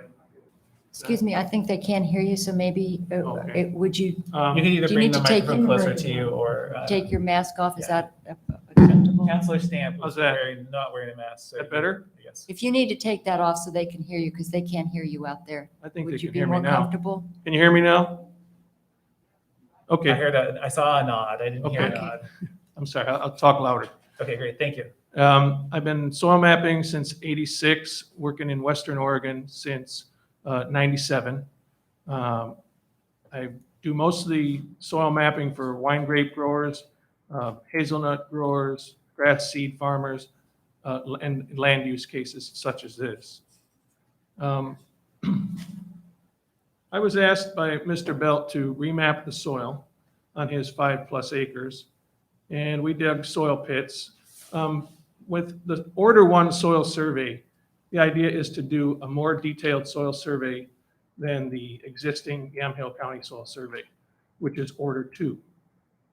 And the soils were mapped in the previous survey in the 70s as Willackenzie. NRCS did an update mapping in early 2000 to 2010. The soil classification there reflected the new soil series that have been added to the legend since. The Willackenzie soil series has been broken up. There's still a Willackenzie soil series, but now we recognize several similar soils. And NRCS had mapped Gooden, Chehalpum, and Dupee, a complex of these three soils on that property prior to my mapping it. I did find some Gooden soils there. Gooden, for the record, are similar to Willackenzie, but more clay. Dupee is deeper with the high water table. And Chehalpum soils are shallow. They're Class 6 soils. So in the NRCS map, there was already Gooden map there and shallow soils Class 6. They just didn't delineate these soils and they mapped them as a complex. And that's their way of recognizing how much variability is on the landscape. And so we did 9 soil pits on this 5-acre property, which is more than a typical would do on a Order 1 soil survey. Usually we shoot for about 1 hole per 1 acre or 1 hole per 2 acres. On smaller properties like this, I'll usually do more. And so we have close to 1 hole per half acre. I found predominantly shallow soils, which I mapped as Ricriol. And Ricriol soils are very similar to the Chehalpum soils that NRCS recognizes, except Ricriol soils have more clay, which is in fitting with the Gooden soils, which have high clay content in the subsoil. In addition to finding most of the soils to be shallow, these soils have also been pretty badly eroded in the past. And the way we determine that is by the thickness of the surface horizon over the underlying clay. And it's typical in a soil like a Gooden to have 12 to 18 inches of silty clay loam, light silty clay loam above a clay pan. In this case, in most of the soils that I looked at, we only had about 4 or 5 inches of surface. And so those soils have historically been eroded, probably by early cropping on those fields. I don't know what the history of the site is. Currently it's under oaks and fir, kind of a scrubby forest as you would expect on a shallow sloping side hill. And so I remapped these and we're 51% Ricriol soils, which are Class 6, and the Gooden soils that are greater than 20%, because they're eroded, those are also Class 6. And the eroded good in soils that are in the range of 7 to 20% are class 4. And those make up about 41%. And so my conclusion is that these soils are predominantly class 6 soils, and the balance is class 4. And that's all in my report, so I'm just sort of summarizing it for you. Yeah, I appreciate you If summarizing. you have any questions, I'm happy to answer. Yeah, questions? I have a question. Please, Commissioner. I'm always interested in soils. I always look at the list at my house and I think, wow, what does all that mean? So thank you for that. It's very interesting. So is this subjective, or are we looking at something that's empirical in terms of a classification of a soil? It's not something that if, let's say, the appellant had a soil expert look at those similar soils, would come up with something that would be measurably different? There's some subjectivity in everything, really. But I would say if you took a soil scientist who was trained and certified and plopped that person down in the same soil pits that I was in, we would come up with similar conclusions. Interesting. Thank you for that. Yeah, good question. Commissioner, do you have any other questions? No questions. Okay, thank you. I don't have any more questions, Okay. but I appreciate you showing up. All right, Thank thank you. you. Thank you. Thank you for coming.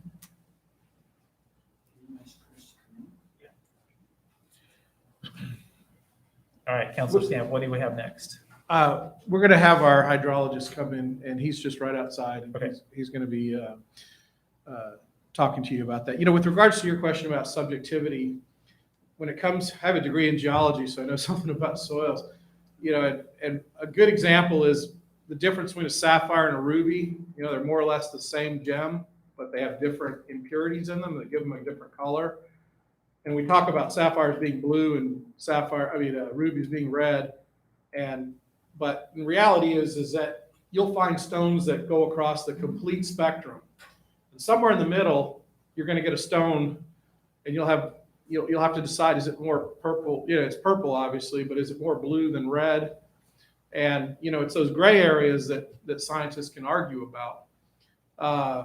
But, you know, for the most part, I agree with Mr. Gallagher that, you know, most of these are pretty clear. You get 10 scientists to look at it, and 8 or 9 of them would come up with the same conclusion mostly. I mean, there's always a little bit of subjectivity, particularly on those purple gemstones. But, you know, I think here it's pretty clear. Thank you. And, here's Mr. Hyatt. Okay, you can approach the chair, state your name and a working address for the record. And welcome, thank you.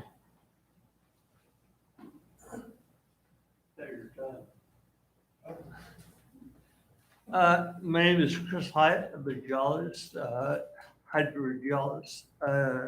Currently, I have a firm called Hyatt Geosciences. My profession is mostly groundwater. I do some environmental work, looking into contamination, and then also do clean water work, which is water rights, water supply, helping cities and towns obtain water, or water, or Sure, Mr. Hyatt, can you, number one, pull the microphone closer to you? Yep. So they can hear you better outside. Oh, yeah, And if outside. you have to, you can take your mask down. They have trouble hearing you. That would probably help, yeah. Thank you. Yeah, good idea. So I can do as much detail or as little detail as you want, but just we did groundwater balance. I'm looking at it's a water balance model. So we looked at basically water coming in and how much demand is being put on the aquifer for recharge through this precipitation, then discharge, which is demand from wells, and so so we did a quarter-mile radius around the site and considered all the tax lots within that quarter-mile radius.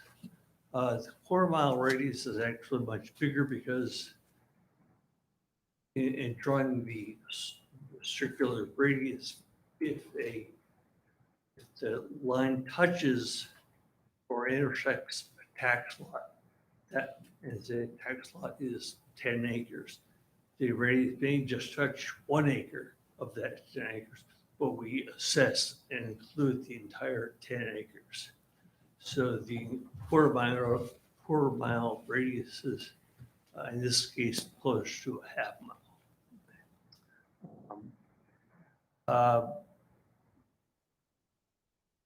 And we use some assumptions as to recharge, which is precipitation. That's gathered from the NOAA weather stations in here in McMinnville and another one in just north. The funny name, I can't think of the name, but I believe that's the Dilly, Dilly weather Dillon, station. yes, yeah. That's I very just wanna say, impressive, bravo. very impressive, Way to Commissioner. pull it out. I know. I was like, I are know we a in little bit about Gaston? water, Are we? so, You know I your was in Dewey brother, Corners. you know your brother stations. And then we have discharge. And if you want to think of it as essentially a bucket, a quarter mile bucket with water coming in, the water coming out, and we're measuring the balance. So we had some conservative assumptions. We assumed that there was each of those tax lots would use 400 gallons per day. And during the summer months would do an additional 2,000 gallons per day. So that's total of about 2,500 gallons per day per tax lot, which is a lot of water. It's very conservative. And these are based on the assumptions made, well, in part by EPA. The 400 gallons per day assumes that essentially, well, on the average, each person uses 100 gallons a day. That's drinking, bathing, laundry, washing dishes, and so forth. Thing to know about it is, yeah, you may use 100 gallons a day, but it's usually not all in the same place. For instance, you go to work, go to school, go to restaurants, so you're using 100 gallons, but it may not all be coming from the same, your household. So that's the example of some of the conservative factors that are put in there. And so the whole model is based on guidance established by Clackamas County. Clackamas County has a number of critical groundwater areas. And there are areas where the state has determined that the aquifer is declining and then to curtail the number of water rights and so forth. And so when the urban growth boundary growing and so forth, they put this ordinance in there. We need to hydrogeologic assessment to prove that you're not going to be exacerbating an already bigger problem. So we're just taking that model and applied it to this site in this case. The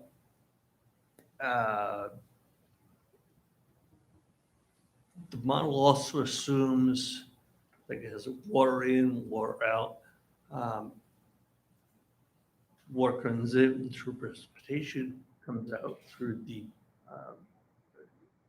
withdrawal through wells. Does not include transient flow. So it is water coming in from upgrading zones. So if we pull that water will be replaced by upgrading water. It doesn't encounter the fact that I think probably everyone septic systems. And so that water that is used is essentially turned back to the soil. And it could be an additional recharge. And also the same thing with irrigation. You're applying the water to the land. It's going back into the ground. The model assumes those numbers disappear. they go out of the bucket. When in reality, a large percentage of that water is returned through irrigation or septic systems.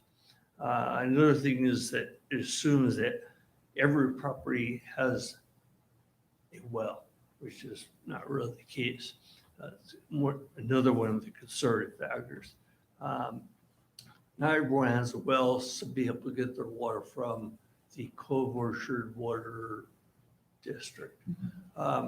So going back to the septic system, the irrigation, that water is actually, you can think of it as being kind of imported into our quarter-mile radius bucket.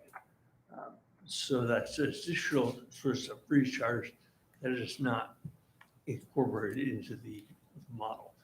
Why? Because they're kind of hard numbers to come up without doing an actual survey or checking with the individual residents. So when we take all these factors into account, we add the pluses, the minuses, we end up with the recharge roughly 10 times that of the discharge. So we have an excess of water. I know there's been some talk about people's wells going dry.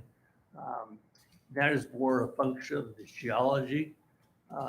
We're not talking unconsolidated alluvial deposits. We're talking bedrock, mudstone, sandstone, shale, so forth. The groundwater, when you deal with bedrock hydrogeology, it's really a mystery as to what's going to happen, because most of that flow is going to be through fractures and voids, possibly faults, fissures, that kind of thing. And where those faults go is rarely known, how far they go, how big they are, and so forth. So most of the wells are drawing, moderate amounts of water. They're really exploiting a small fissure or void as opposed to unconsolidated alluvium, which is a much more permeable material for water to flow through. So that's a snapshot of the study.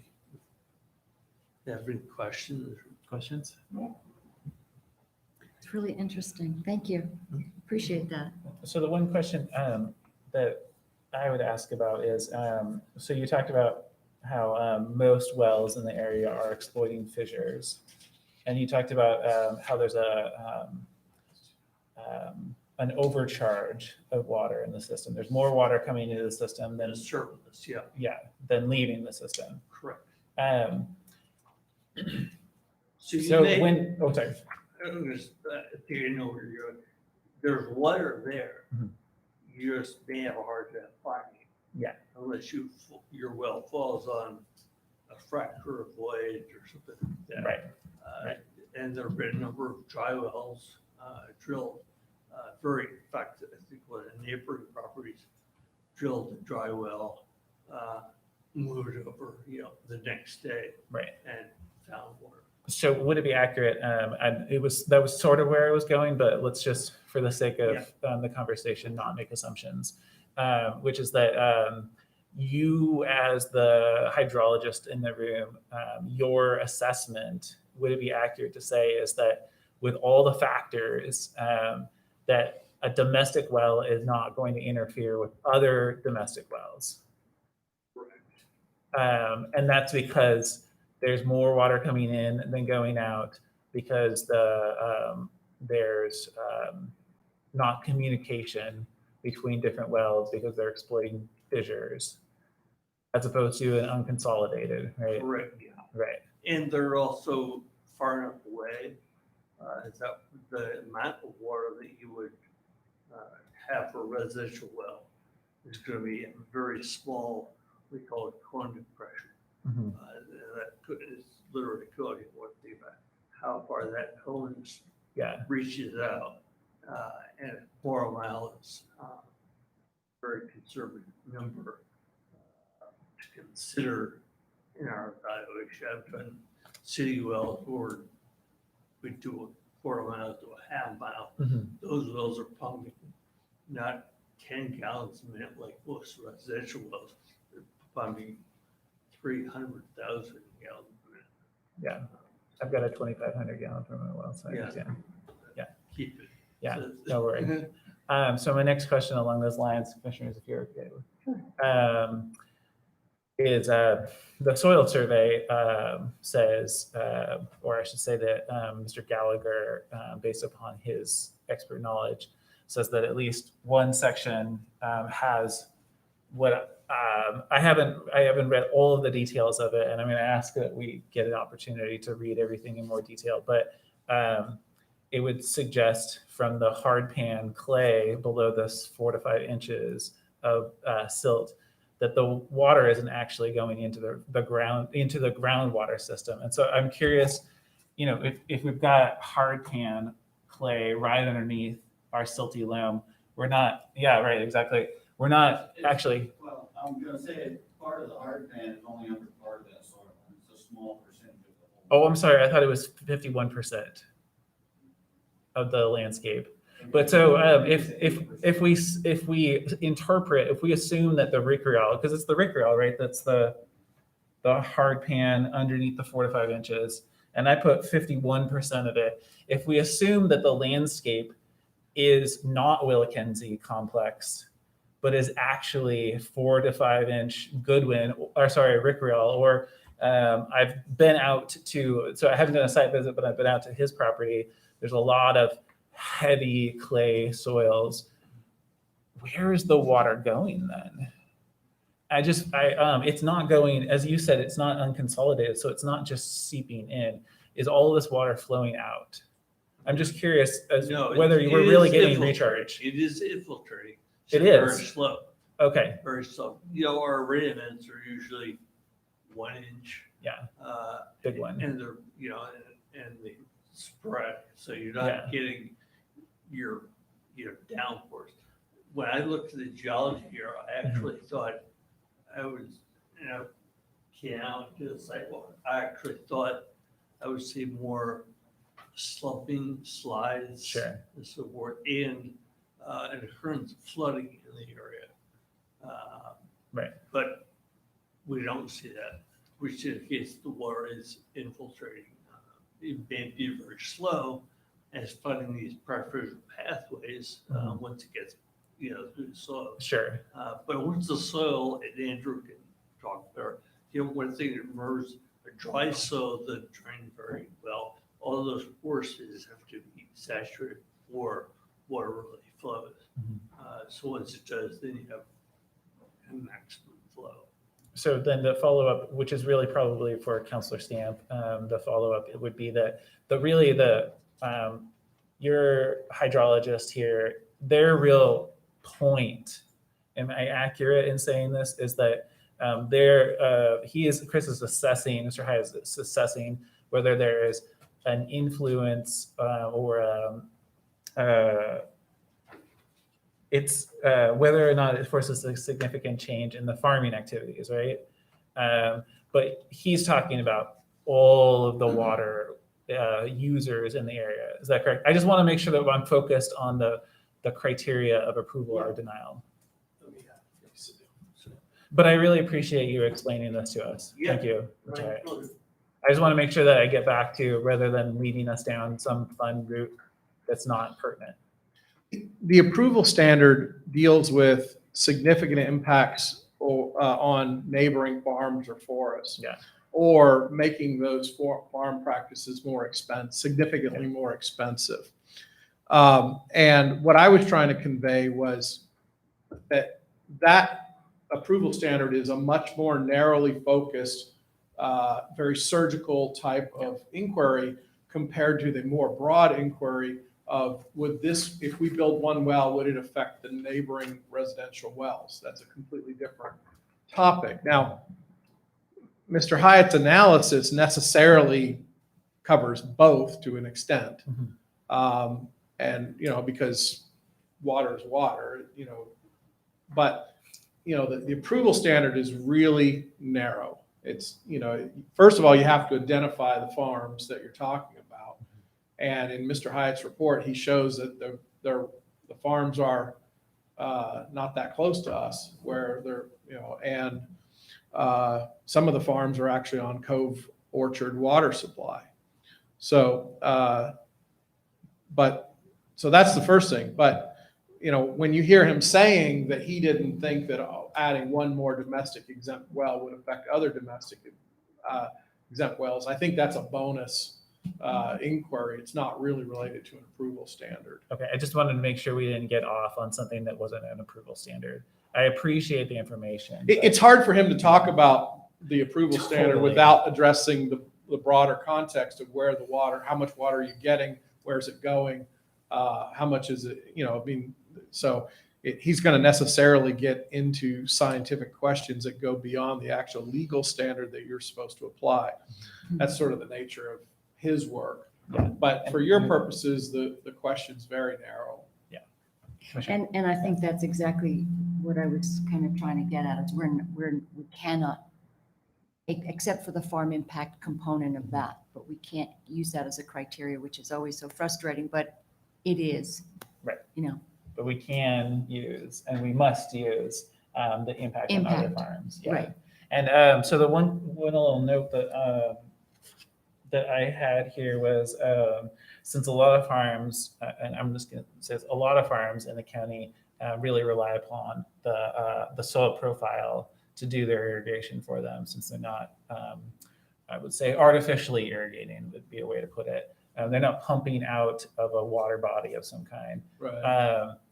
Your analysis, Mr. Hyatt, is that adjacent and in the neighborhood farms are not being impacted to their soil profile. Could you repeat that? Yeah. So is it your conclusion, as the applicant's expert in the room, that the addition of another domestic exempt well does not impact the non-artificial irrigation of the farms in the adjacent area? And what I'm wondering about is, there's a lot of farms in the area that they're not pumping water out of a source body in order to spread across a field or across a crop. Instead, they're using that soil profile as their source of water. And is it your assessment that that source of water is not being impacted by the addition of yet another domestic well? Oh, yeah, that was the water I'm talking about. Yeah. Is already past the soil profile. Mhm. So it's older water essentially. Once it's past the soil profile and it's gotten down in the aquifer, Mhm. it's not going to go back up. Right. But I mean, we can probably understand physics here. If you're pulling down there, it's going faster from up here, right? Unless there's a great surfeit of water. So you're talking. So this is, we'll think percolation. about this in another way. I'm sorry to interrupt you, but Yeah. think about it in a more immediate way, is that if you have a field that hasn't been tiled with drain tile, it perks slowly, for example, if it's a clay soil, and then you put in tile, you all of a sudden have that source, that sink, right? Sure. So you're perking faster, the soil dries out more quickly. I'm just wondering, is it your assessment that the addition of another domestic well will not affect the soil profile's water for farms in the area? Because that's what I want to make sure. I Yeah. realize there's not a lot of irrigated agriculture. Yeah, for what we're talking about using. Yeah. Shouldn't have an impact on the upper soils and water in those soils. Okay. That answers. Yeah. Because in this case, since we're not talking about a lot of water rights out there in the area, I just want to make sure Very I just want to make sure that the farmers that are in that area, their soil profile is not being affected. Yeah, and the water rights that are in the area are the two that are within half-mile are both surface water rights. Yeah. And they are pounding water that's already, creeks, putting in a dam, and then pounding that water for irrigation. Right.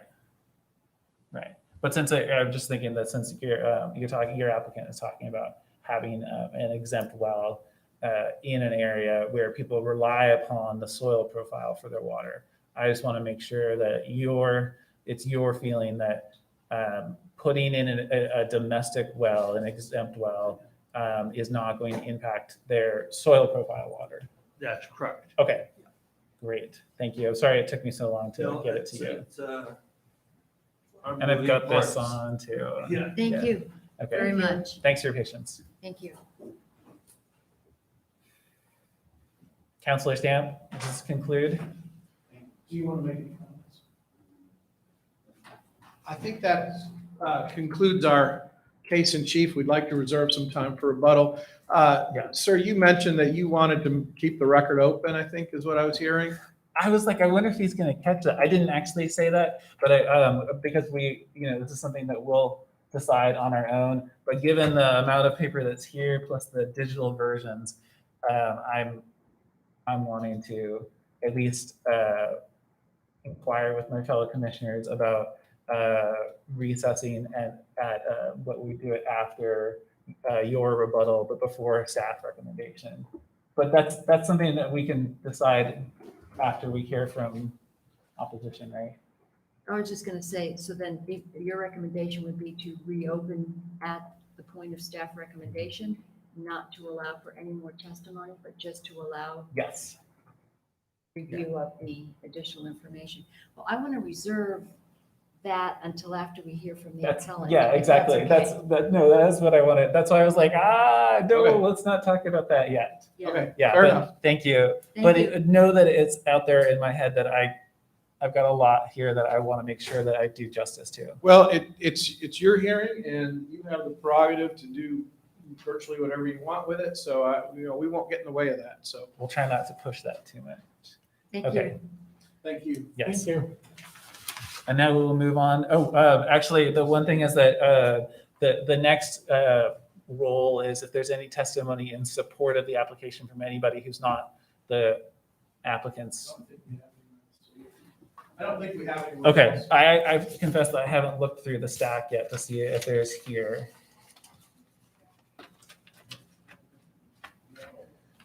Okay, I don't see anybody. So we'll move on to appellant. Oh, Carolina, do you have? And then if you can thanks for being patient with us. If you could state your name and your address for the record. Sure. Good afternoon. Can you hear me okay?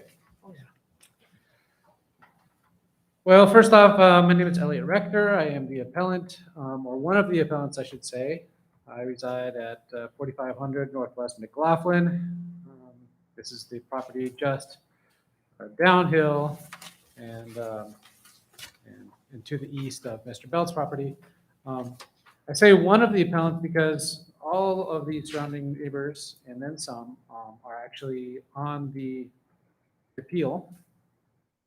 And actually, it was going to be a hearing for the planning commission, but because of COVID and gathering limitations, that wasn't possible. So really, this was all going to happen months ago. I agreed to postpone at Mr. Friday and Mr. Wood's request, just because the logistics weren't really practical. And so unfortunately, we find ourselves again in the case where the hallway is full of all the neighbors that would love to be in here to hear this better. And hopefully they will have a chance to speak. It's very important. And maybe that's a procedural question I could pose to you, is this true that they all will have a chance to sit here and participate? We have requests from most of the people who submitted testimony. So I think it's our intention. Okay. I'm going to try to keep this somewhat brief because I've submitted twice in writing previous to this. And Mr. Director, is this yours? I forget. Is this the Yes. one Yes. from you? That latest one? It has like a little thing hanging out of it. That's from my wife, Sarah. Oh, okay, who's- okay. Who's also. I will wait on that one then. Thank you. As I said, since I've already, submitted in opposition to the initial application, as well as a summary for this appeal in writing, I'm just sticking to oral comments today. So a couple things before I get started on short letter here that I just heard. One was there was a statement in the beginning of the presentation here that the property had not been developed, except for the house and property, that 20 acres. Yeah, that's developed. It's like not mowing a corner of your yard, selling that corner and saying my property's never been developed. So I would just disagree with that. That the 5 acre or 5 and change acres, yeah, I don't know of structures on it. But the rest of the property was a farm property. That's EF20 property that he bought. So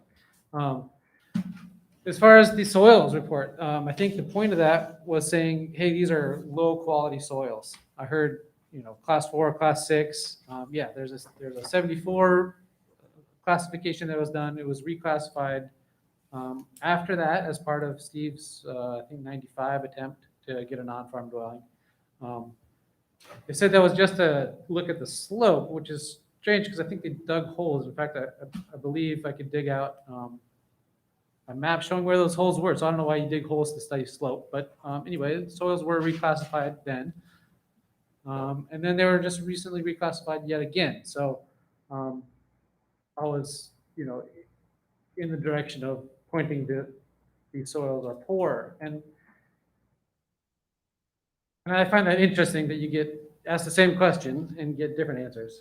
And that now we say, we've got the answer. Aha, the soils are really terrible. We've got the right answer.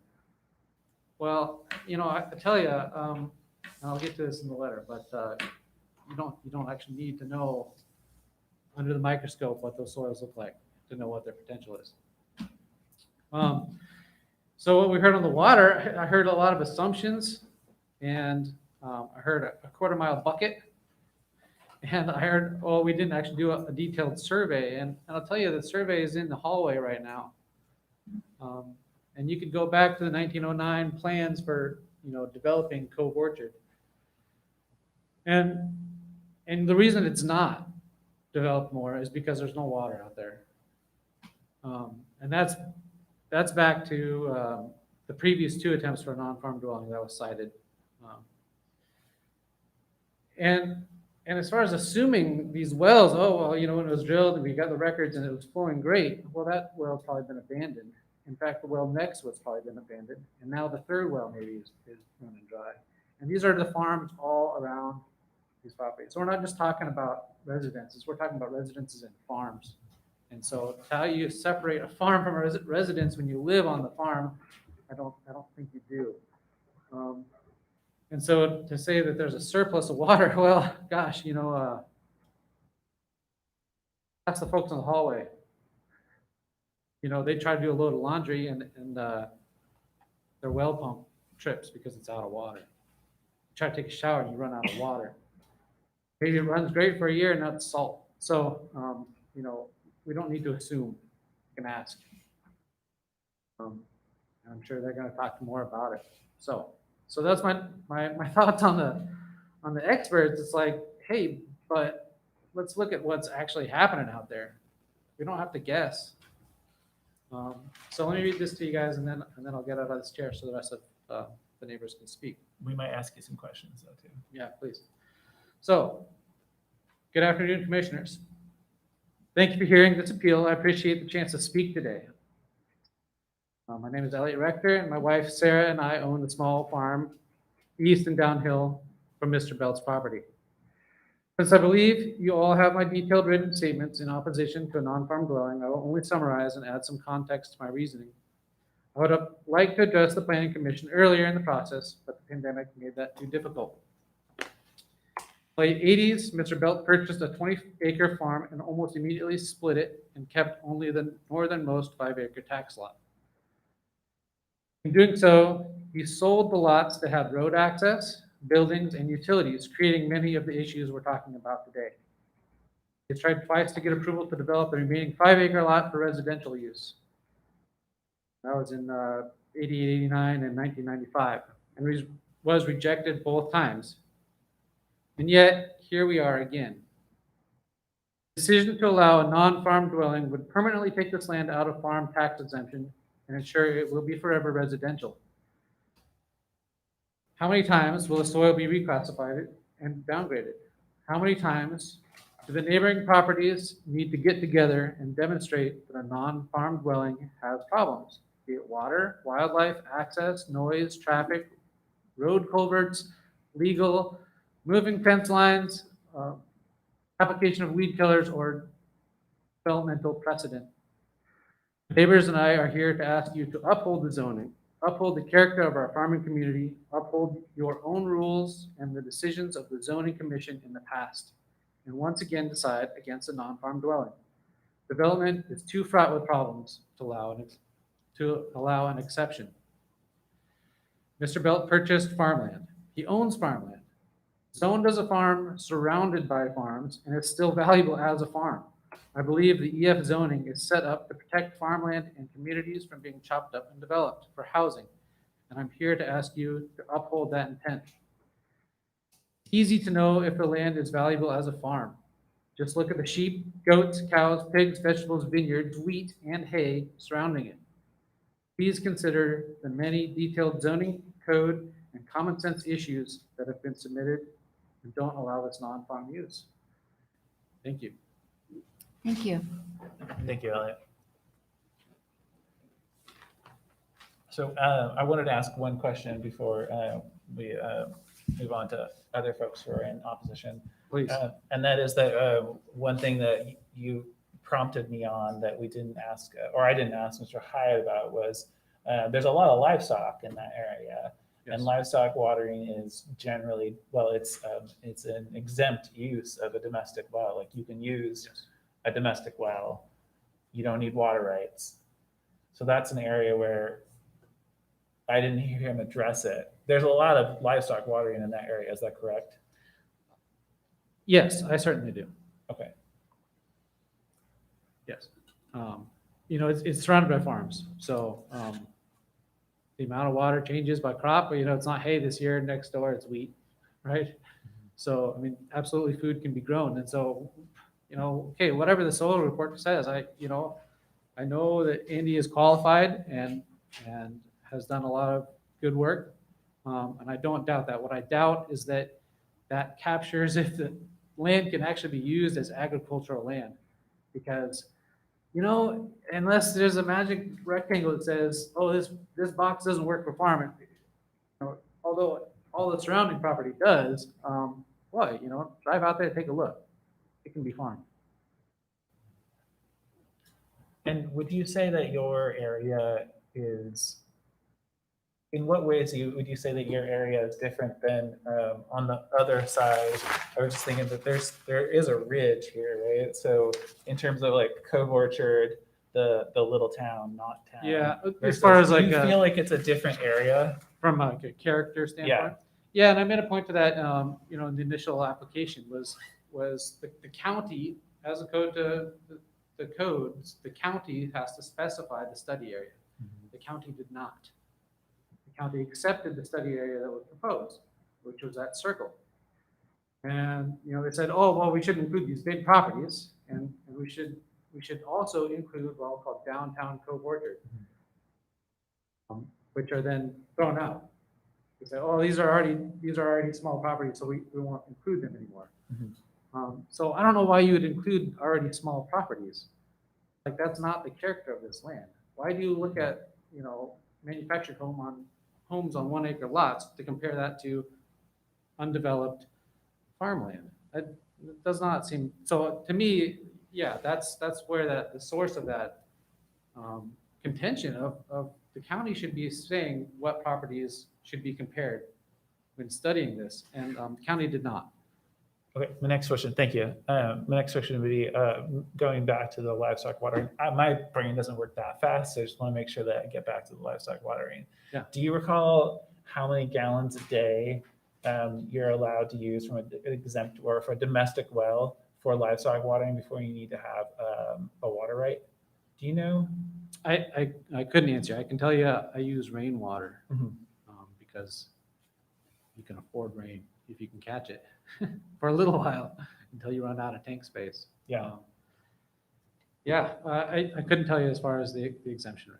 Okay, it's my memory that somewhere in the range of 10,000 gallons a day.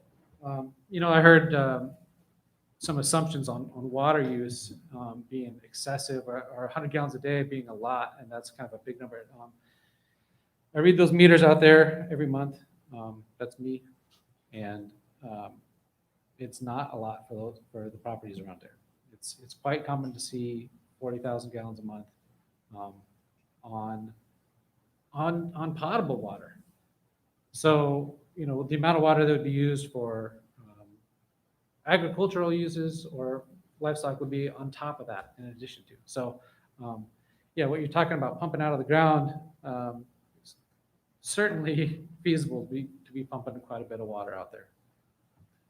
I'm Just for realizing that residential. we're not gonna, Mr. Hyatt's not gonna see, multiple livestock operations that are pumping. Right, and I'm 10,000 just gallons a talking day. homes. I mean, just Yeah. talking potable water in homes. Right. Which is more comparable to what this proposed well would be. Right, and- okay, And it that's- is a lot of water. That's very helpful. Okay, thank you. Any other, any questions for you? No, Okay. thank you. Thank you very Thank much. you. Yeah. And I will invite in the next person, or the first person I have on this list is Pamela Kirsch. And I'm not sure if she is here, but she says that she wishes to provide oral testimony. Okay, great, thank you.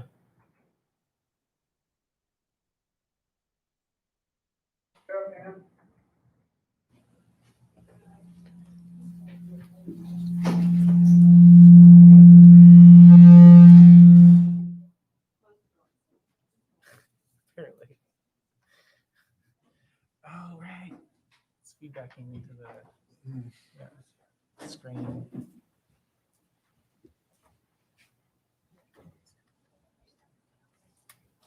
Oh, okay. So who's this? Okay. You can give it to her and she'll distribute it once she Perfect. has, she'll distribute it to the commission. And one for you. Okay, so for the record, you're not Pamela, you're William. I'm William Butler. Yes, okay, great. I'm sorry that I got it out of order, but welcome. Can you please state your name and your address for the record? William Getler, 22070, Northwest Russell Creek Road, Hamhill, obviously. Yes, thank you and welcome. Thank you very much. I appreciate the opportunity to speak because I think it's critical for not only my area, my farm, but critical for the area in total. And I think that's what it is at issue today. I have this, and you'll notice the date 1996 on the top. I was confused for a moment. And that's when I originally presented the data. History hasn't changed from 1996. We've moved forward, but we haven't changed the history. So the issue that I have is relative to one of the items of criticality is access to his property. Cherry Road was mentioned more than one occasion. And Cherry Road is the real issue that I'm addressing, as well as other issues related to general information for you.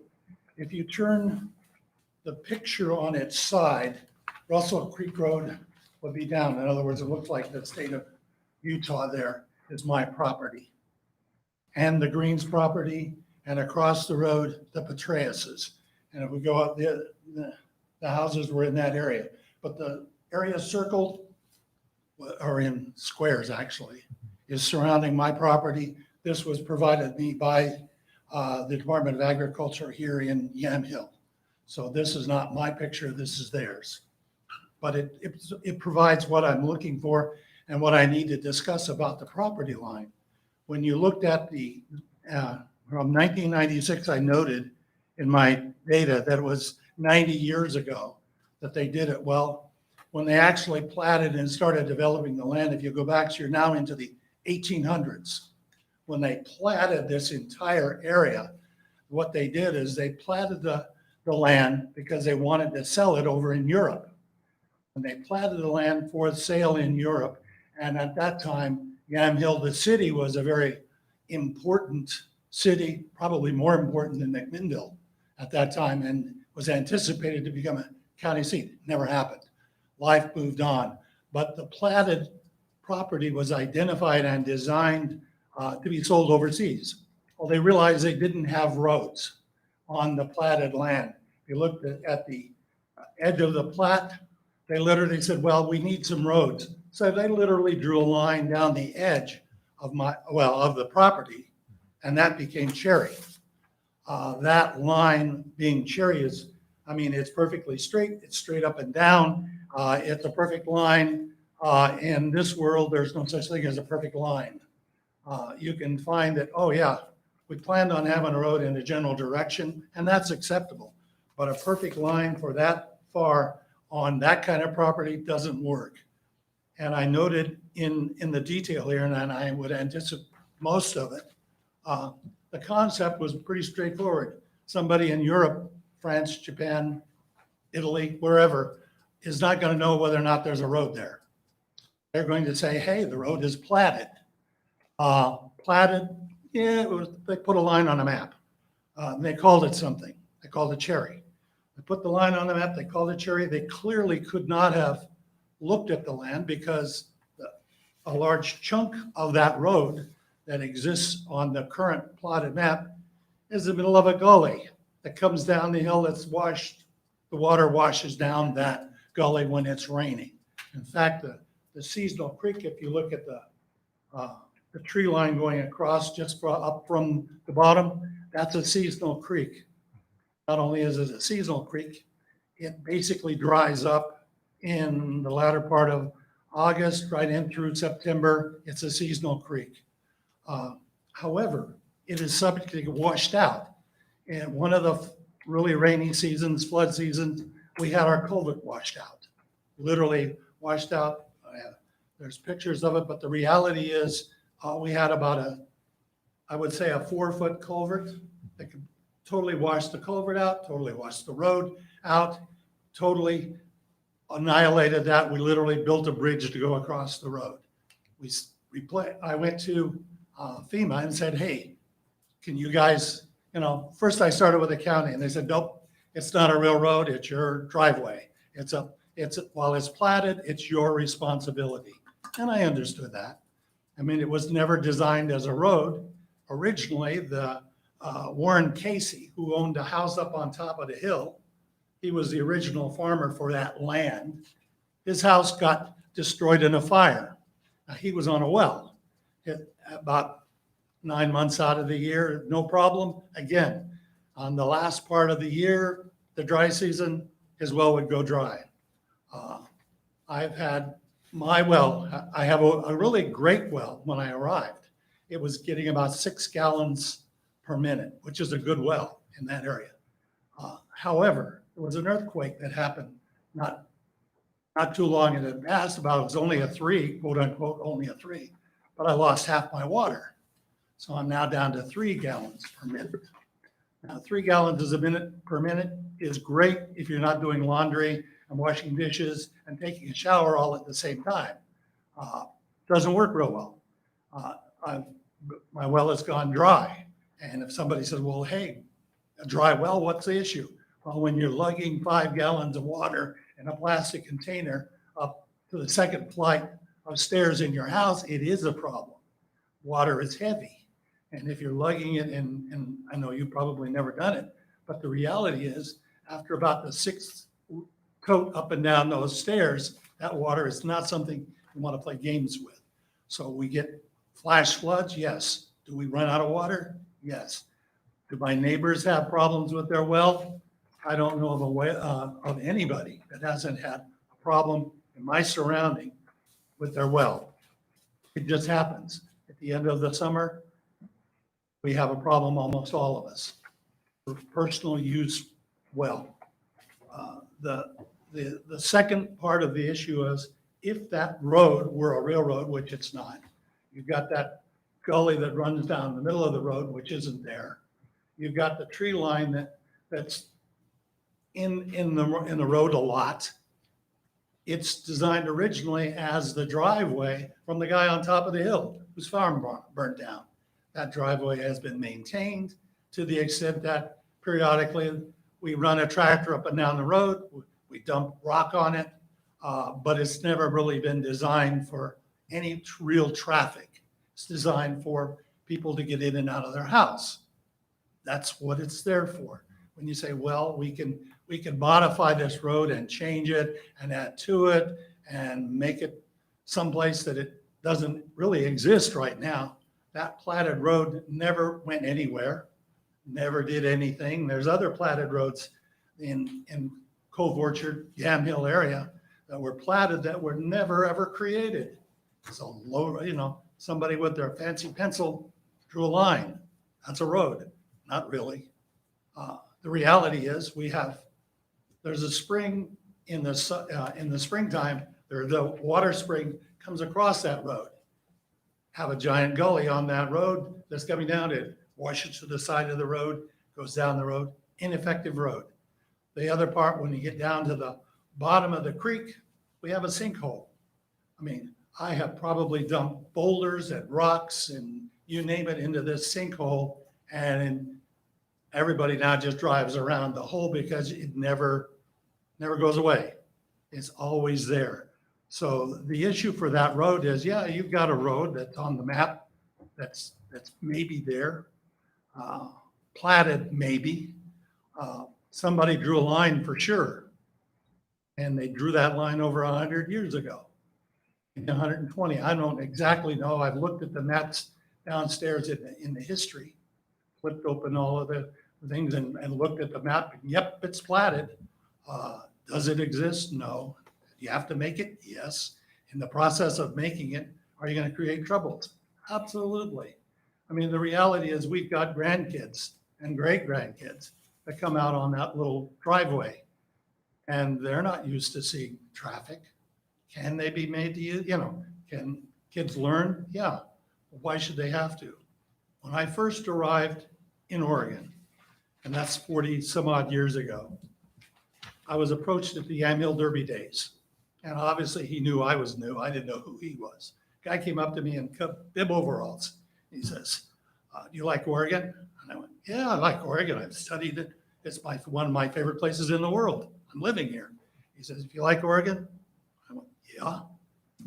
When you're voting, vote no on everything. Nothing changes.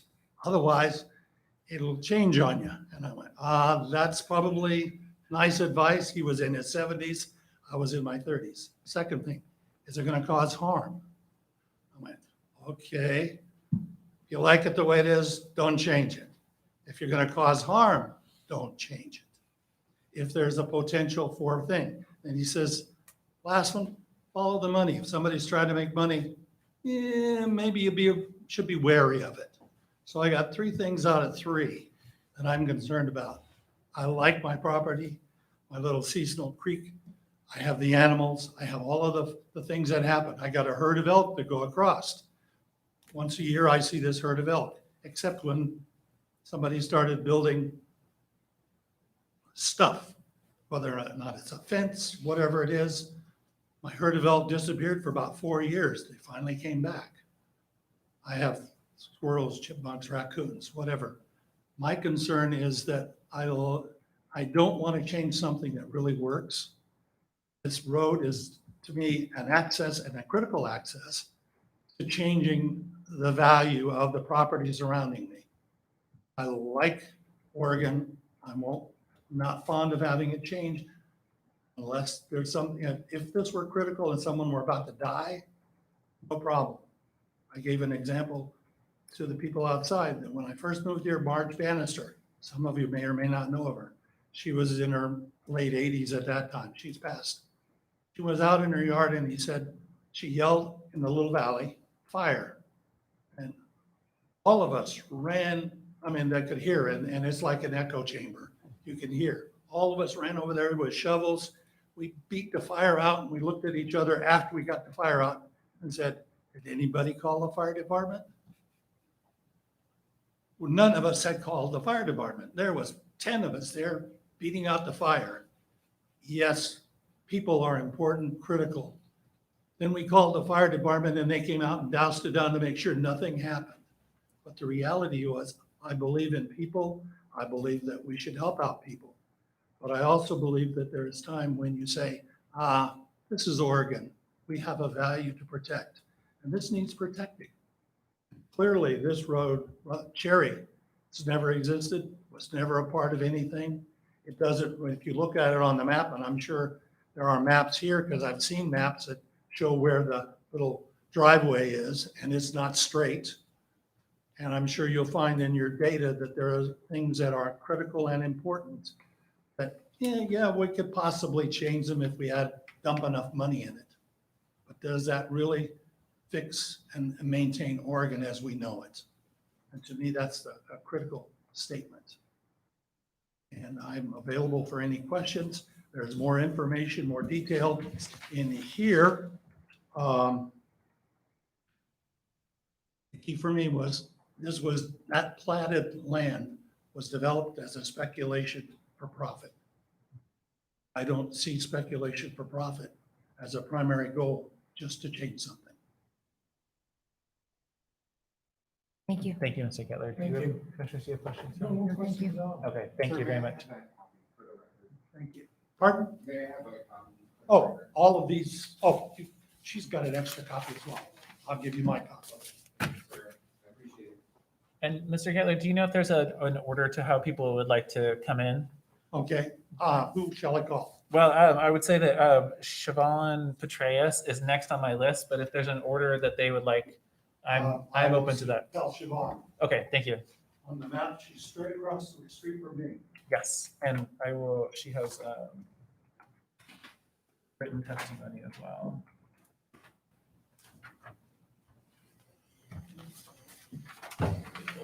One for you. And We have a different order, so can I send the other person in? yes, that's what I was trying to, thank you. Okay, we'll have to put this one. Yes, I get one.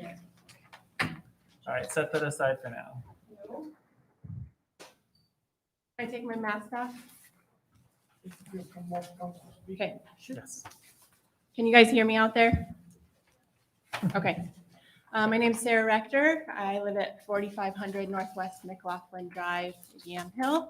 Again, like Elliot said, we are the property just to the east and downhill of Mr. Belt's property. There's a lot to cover here. I'm going to go quickly and focus on two main things.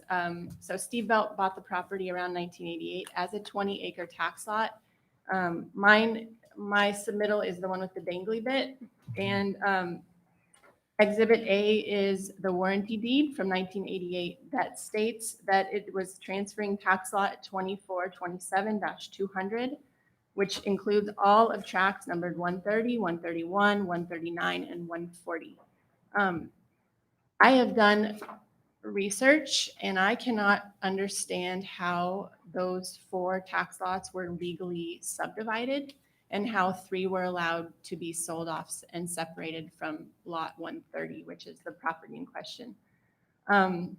So if it was a county lot line adjustment application, I've looked at the verbiage in that application. It says when one or more of the parcels is larger than the minimum in the zone, the same number of parcels shall be as large or larger than the minimum lot size after the adjustment. So this is EF 20.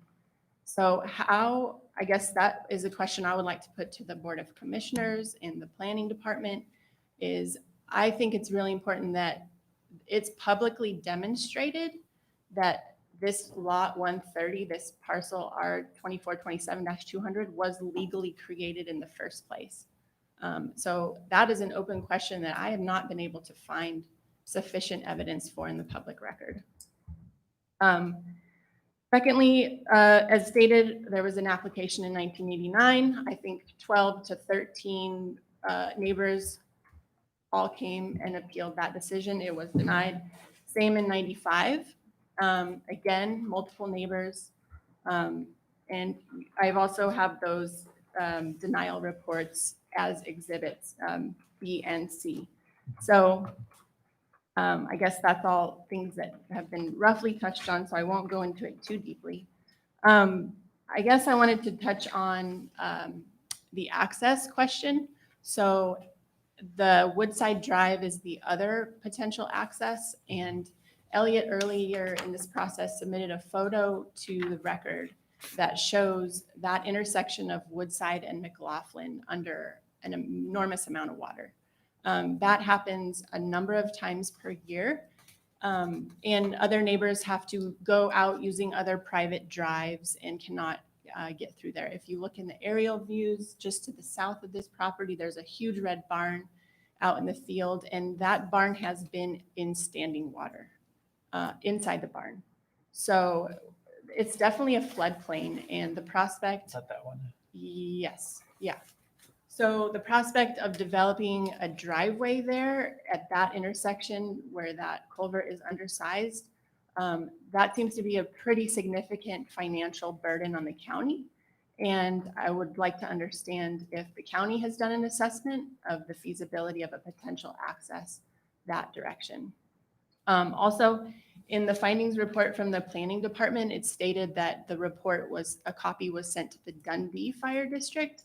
That might have just been like a copy and paste error, but I wanted to also understand whether this potential application has been submitted to the Yamhill Fire Department for assessment of access.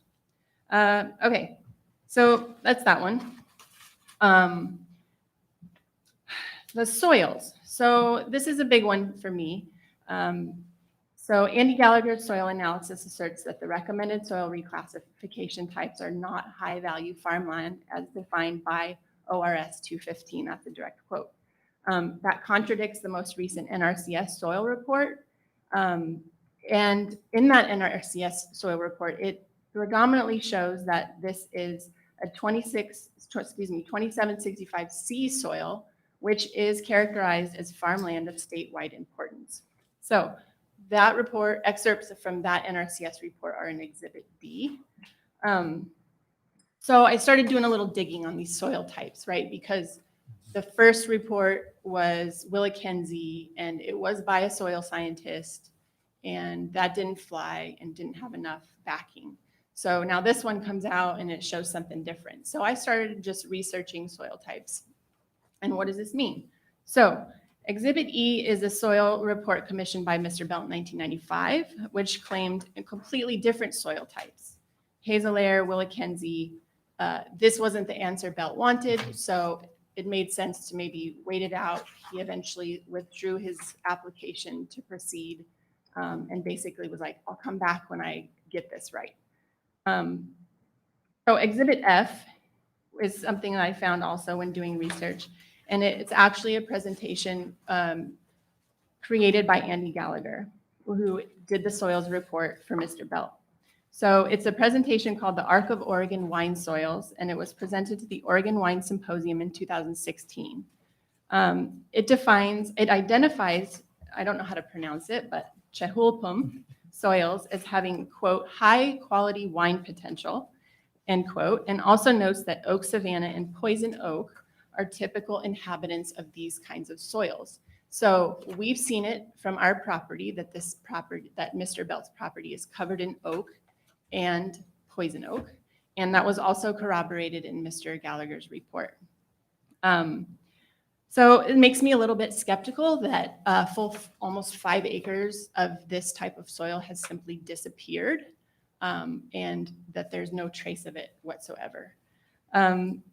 Further, the presentation also discussed Gooden soils as an Oregon wine soil. And so it seems like, as we all know, any soil around here that is capable of producing a vineyard, a grape, is valuable. So, okay, that like piqued my interest. So dig a little deeper, right? In 2018, there was a report by Andy Gallagher that was prepared for the Casey property in Newburgh that states that suitable vineyard soils on the upland hill slopes include Gooden soils. So why are Gooden soils good in that case and bad in this case? In that case, they were being used as a justification for agriculture, that this is viable farmland. And in this case, it's being used for the exact counter argument that this property is useless as farmland and therefore should be residentially developed. So that's in the excerpts from that are in Exhibit G. And one more point, just because it was 3 a.m. and I was curious. I came across Eola Springs Vineyard, which has 49 acres of wine grapes in production. And their website states, the vineyard soils cover a wide range of depths, available water holding capacity, and vigor potential from the very deep, well-drained Jory to shallow and droughty Chehulpum and Rick-Reel soils. Included in this plethora of soils are Windy Gap, Salm, Nakia, Rittner, Gelderman, and Gooden. Okay, so, it seems like whether it's Rick-Reel, whether it's Gooden, whether it's Chehulpum, it has viable potential to support agriculture. So I take issue with the findings in that 5 acres of quote unquote on paper acceptable farmland could simply just go missing. And then contradicting conclusions by Mr. Gallagher about the validity of the value of the particular types of soils that have been found on the property. And also, I just want to also bring up the point that my husband Elliot and I are farming the 20.6 acres adjacent to Mr. Belt's property. We have terrible soil, right? I'll admit it. We bring in a compost. We've shifted our growing habits. We're not doing like row crops of beautifully irrigated things. We've gotten creative. We're working with the land the way that it's meant to be, the way nature is, right? And we are farming the hell out of that property. We are productive. We show substantial gross income from our farming efforts every year. We are gradually removing invasives. We've put the creek in conservation. We are catching rainwater because the wells on the property are dry. The creek dries up in the summer, right? So we bought this property thinking, oh, there's wells and a creek and Cove Orchard water, like we're golden. Not the case at all, right? But it doesn't stop you from farming the land. And that is a very important part, is that Rick-Reel or Gooden or whatever you want to call it, you can farm it. And it's zoned farmland. So, okay. And then the other thing I wanted to jump on, I think I'm getting close, is the report refers to ORS 215, which directly refers to ORS 195.310E in order to define high value farmland. So it is defined as the following: land that is in an exclusive farm use zone, check. Land that is at an elevation between 200 and 1,000 feet, check. We're about 400, probably at the top of the hill there. Aspect between 67.5 and 292.5 degrees, which basically means which way is your slope facing, check. Slope between 0 and 15%. So on that one, the NRCS report reports that the slope is 2 to 12%. And as shown in the Gallagher report, the slope on 7 out of 9 samples taken show that the slope was less than 15%. So I believe that slope is also another check. And further, that the property is located within the Southern Oregon viticultural area, the Umpqua Valley viticultural area, or the Willamette Valley viticultural area as described in 27 CFR 9.9. So that took me there. And I've got an excerpt in my report, and then I also have attachments of the maps of the viticultural area. This property is located not only in the Willamette Valley viticultural area, it's also in the Yamhill Carlton AVA, right smack in the middle of it, right? So I'm having a really hard time with the conclusion that this is not a viable farmland, that this is not valuable, important farmland that should be preserved based upon the Yamhill County Comprehensive Plan. Multiple goals throughout the comprehensive plan state that the protection and the upholding of farmland is crucial, is valuable. And once it's gone forever. It will never come back as farmland. That's just a fact.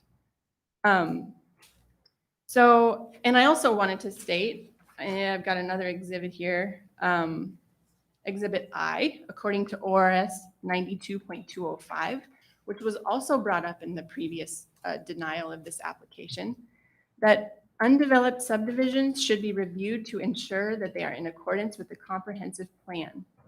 And so it goes so far as to say that those should be cleared, right? So I encourage you to read ORS 92.205. Cove Orchard is an undeveloped subdivision. And because it's been undeveloped for so long and there are so many resource problems, this ORS statute dictates that it should be re-reviewed. It should be reviewed to ensure it's in compliance with the comprehensive plan. And I would argue that it is not. And as such, these small tax lots should not be developed. And another exhibit is the Cove Orchard map, which I think was shared earlier. Our property right adjacent, so exhibit K, I drew little stars on all the tax lots that could potentially fall under this same precedent if this is to move forward. So we have 5 tax lots. We have 5 tax lots in our parcel. So what is to stop us?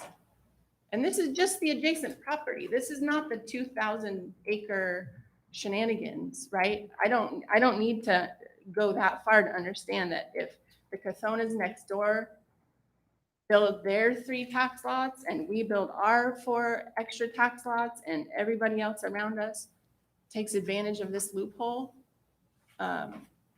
why not, right? So I think that to assert that this is not setting a dangerous precedent is really problematic. And I think there was one more thing I just wanted to touch on. There's also Exhibit J, which is ORS 215.263, which is land divisions and exclusive farm use zones. And I was looking at section, I'll call It's it. the highlighted section, right? Yeah, the highlighted section. The parcels for the non-farm dwellings are I, not capable of producing more than 50 cubic feet per acre per year of wood fiber, and composed of at least 90% class 6 through 8 soils. And the parcel for the non-farm dwellings do not have established water rights for irrigation. The parcels for the non-farm dwellings are generally unsuitable for the production of farm crops and livestock or merchantable tree species, considering the terrain, adverse soil or land conditions, drainage or flooding, vegetation, location and size of the tract. A parcel may not be considered unsuitable based solely on size or location if the parcel can reasonably be put to farm or forest use in conjunction with other land. This is a dead ringer. And Mr. Belt has been offered multiple times by multiple neighbors to purchase that property and to absorb it back into larger farm tracts of land. And he has declined. So if he was able to subdivide this property based on a loophole in the system, I don't think that it should be on the community and the neighbors and the county and the resources to bear the burden. We're not obligated to ensure that his financial dealings are profitable. That's not our problem. He's sold 3 out of 4. He painted himself into a corner, and that is not our problem. So I would urge you guys to please, I know there's a lot, but this is really important. And a lot of people it's our heart and souls out there. It's blood, sweat, and tears. We're working hard. So that's all I have. Appreciate the time. Thank you. Thank you.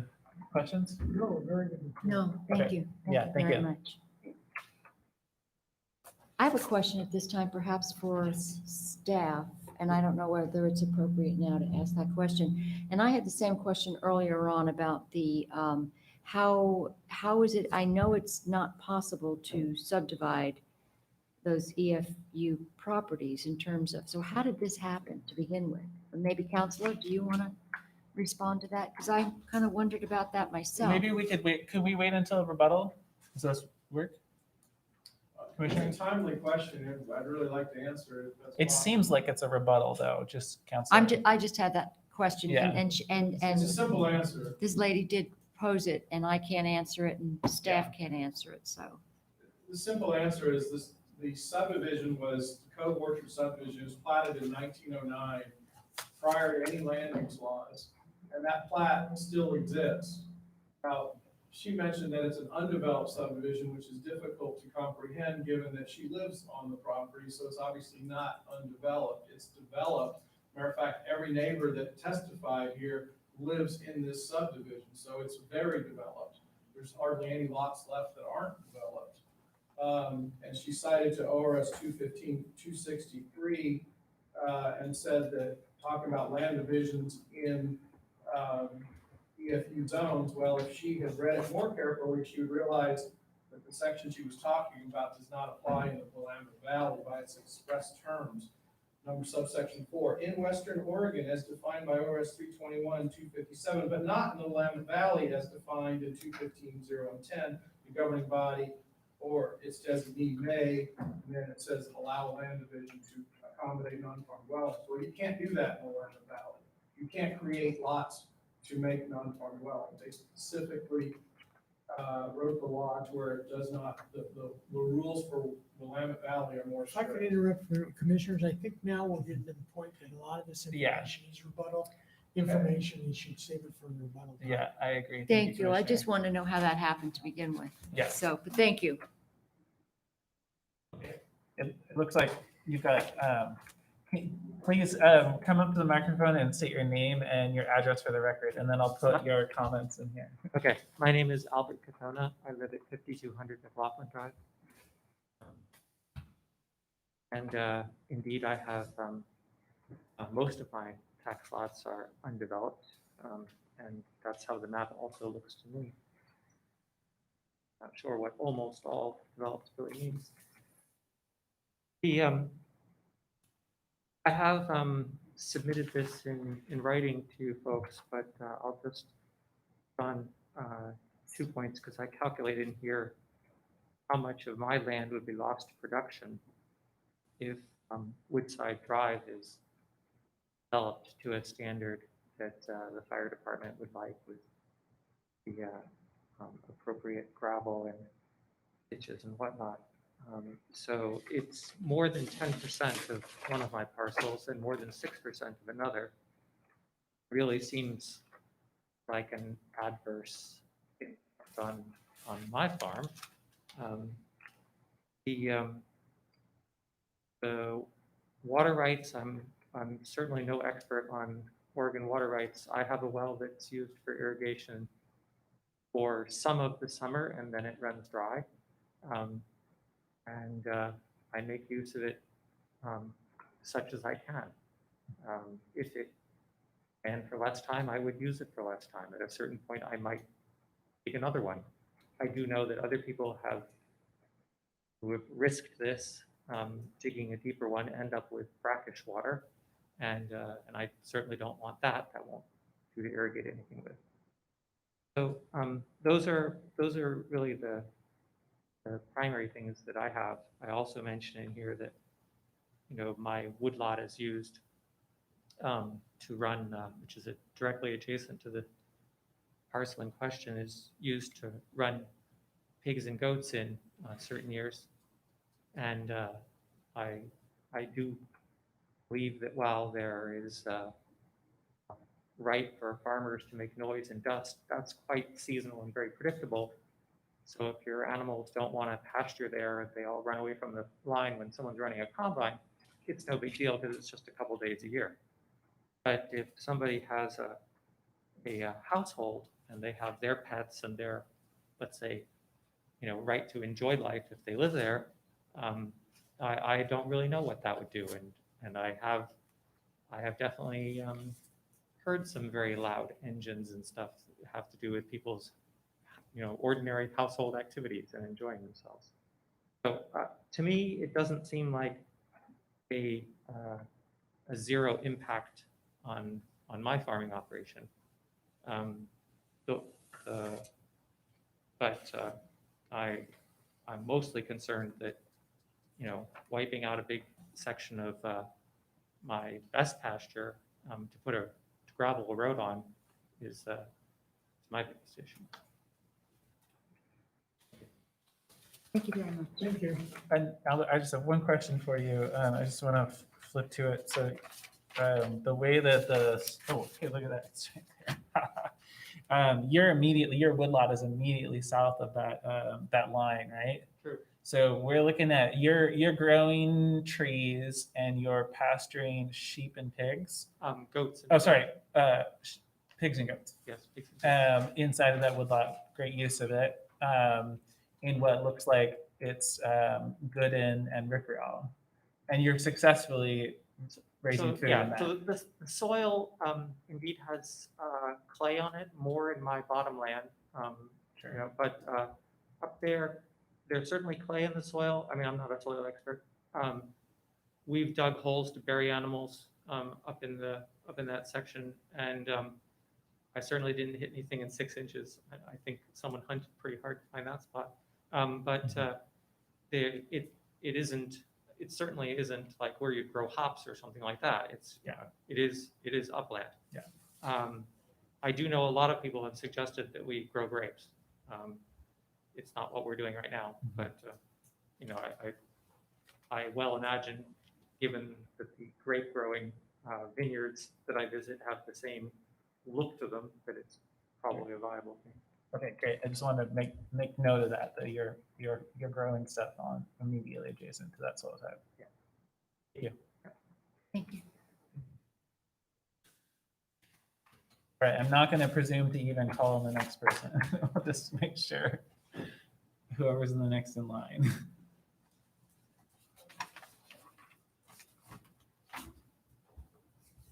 I have 4 more here. So welcome. Hello, Thank you for joining us today. If you could just state your name and your address for the record. I am Siobhan Petrides, and I'm at 22064 Northwest Russell Creek Road. My concerns are his access via Cherry Avenue, which is our private driveway. We share it with 3 different people. We have easements from the Gettlers to use that as a private drive. Our concern is we have buildings that are already permitted with our variance off that road or off that driveway. If you're going to come in and put Cherry Avenue in, what does that do to our variance to make sure that we're in compliance? Where is Cherry Avenue plotted compared to where we are currently driving? How is that going to affect the neighbors and us and where our property lines are? Who is going to pay for that? The current bridge culvert has no structural engineering. It was put in by the Greens and the Gettlers back in the early 90s with a FEMA grant because the county said they were not going to do it. We, as neighbors, maintain that road. We call it a road, it is our driveway. We maintain that, we pay the money to have it done. Who's gonna come in and pay for that if it becomes Cherry Avenue?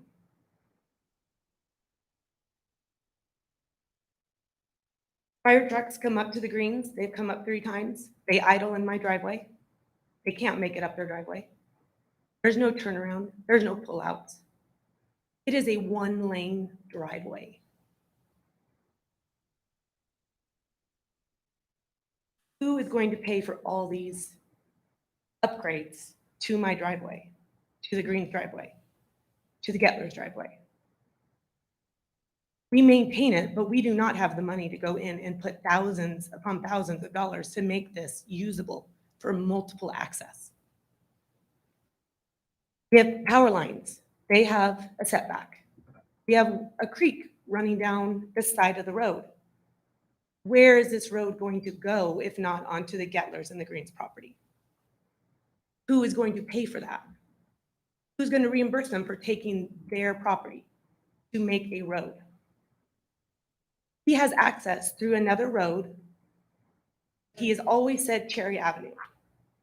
He has come to us and said, I will use whatever road the county says they tell me to use. Reading documentation, it says he is specifically saying Cherry Avenue. That is not what he has told the neighbors.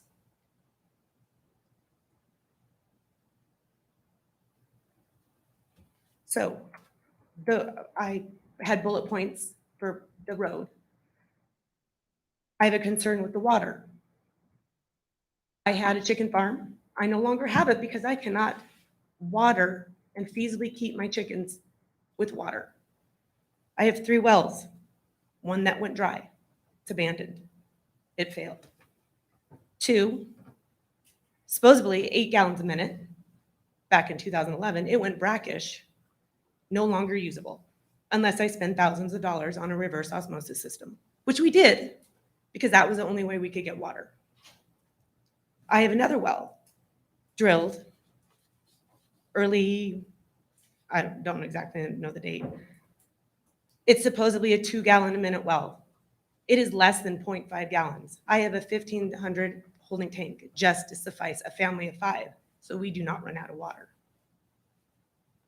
I cannot do what I would like to do because I don't have the water. Our property is currently in trees because that is the only thing we can do without water. I am one of the only properties in the area that is a non-farm dwelling unit. I will tell you, if I could buy any other piece of property right now to put myself back in deferral, I would do it. We've talked about it. He put his property up for sale. No way I could spend the $400,000 that he wanted for 5 acres. I am the only property in that area that is not in farm. Taxes suck.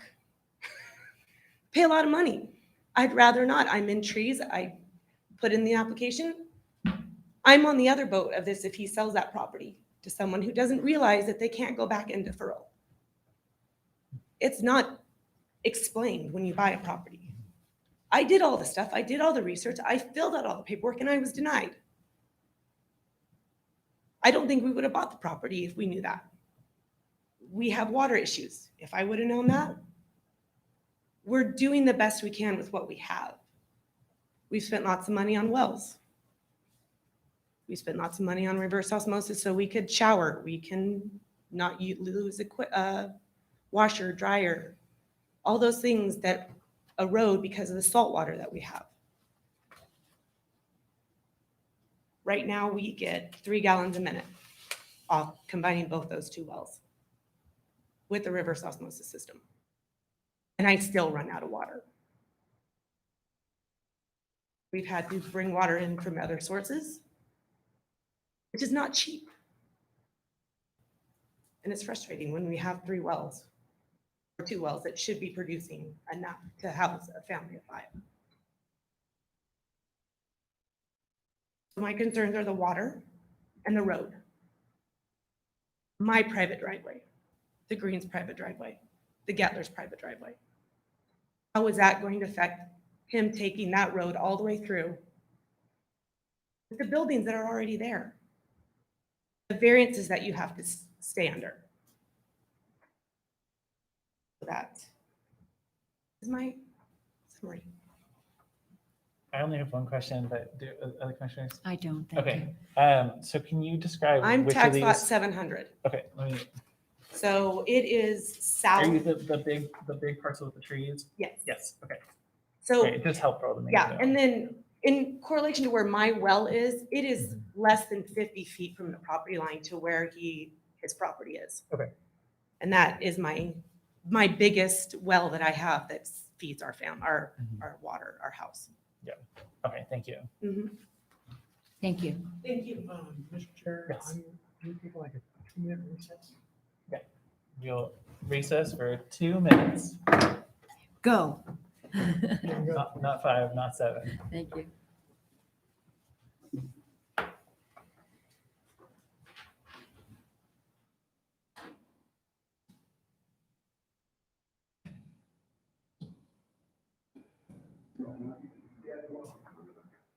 I did, but it's I will, so.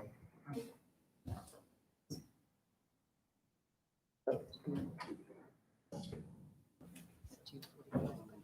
told him. Oh, okay. It didn't- And I apologize, we have like. So, Settle it's out there. no, this has got to come first, everything else Okay. is secondary. Okay. Today, that's today. Yeah.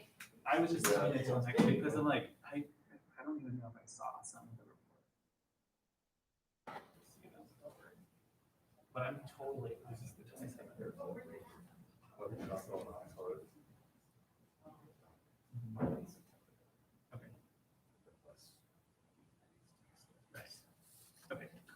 that's good to know. I'm just, I think, like, I feel kind of embarrassed, but I have to talk to the governor too. Yeah, we should. And we have an executive session. Yeah. I have to be on a call with the governor too.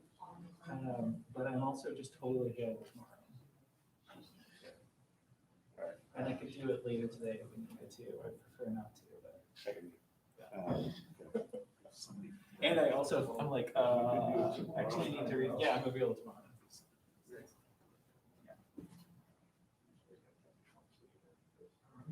Sure. Okay, well, that's good to know, because I would advocate for, no, we have enough stuff here. And he's gonna move on some of that. Sorry.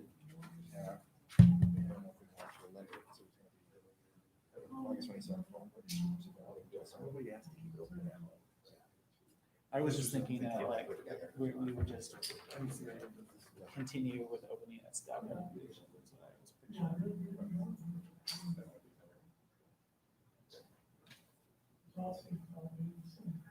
because some of the references, I was like, that must be somewhere in my email, but. And I don't, honestly, I just like, it's probably annoying. I just don't feel like I can make a decision that I haven't actually read it. And I'm happy to give a more full explanation for how they were able to sell off these lots. I didn't know if Andrew covered it well enough. I think probably we did. Okay. The commissioner's level at least. Okay. Yeah. Okay, thanks. Bye.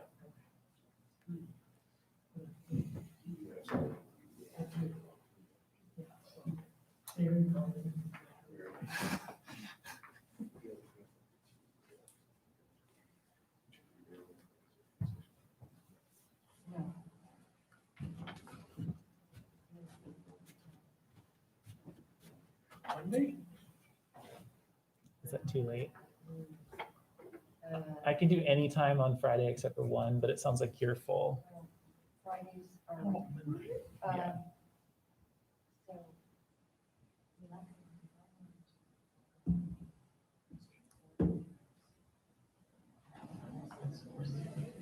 Yeah. I'd like this, it was this morning, the governor. Well, I it's think it's set 2. Oh, okay. And normally I'd be like, I should be on that. I am a representative on that. I don't know. Yeah, no, it is her on her own, yeah. Although I do find, I think it's a good observation. Oh yeah, you can't sit down. Sorry, I shouldn't say it in such a way as to have a smile.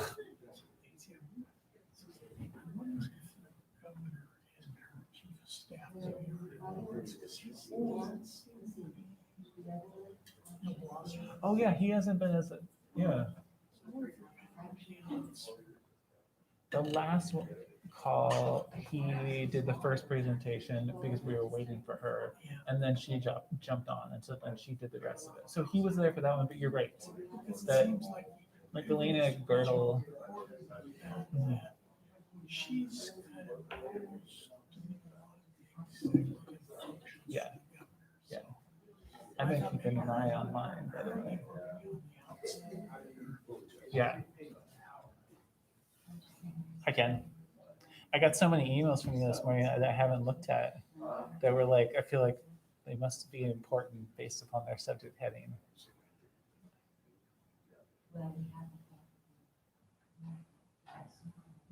But I was, reading stuff.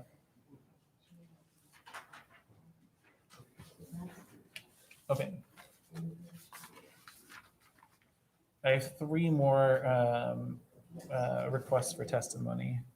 Oh, actually, I just have 2. One of them is I'm opposed but doesn't request testimony. Yes, ma'am. Yes. Oh, I'm a no. Everything that was submitted, yeah. Caroline, I can I'm going scan to it call us in. back from recess. That's good. Whenever you're ready. Okay.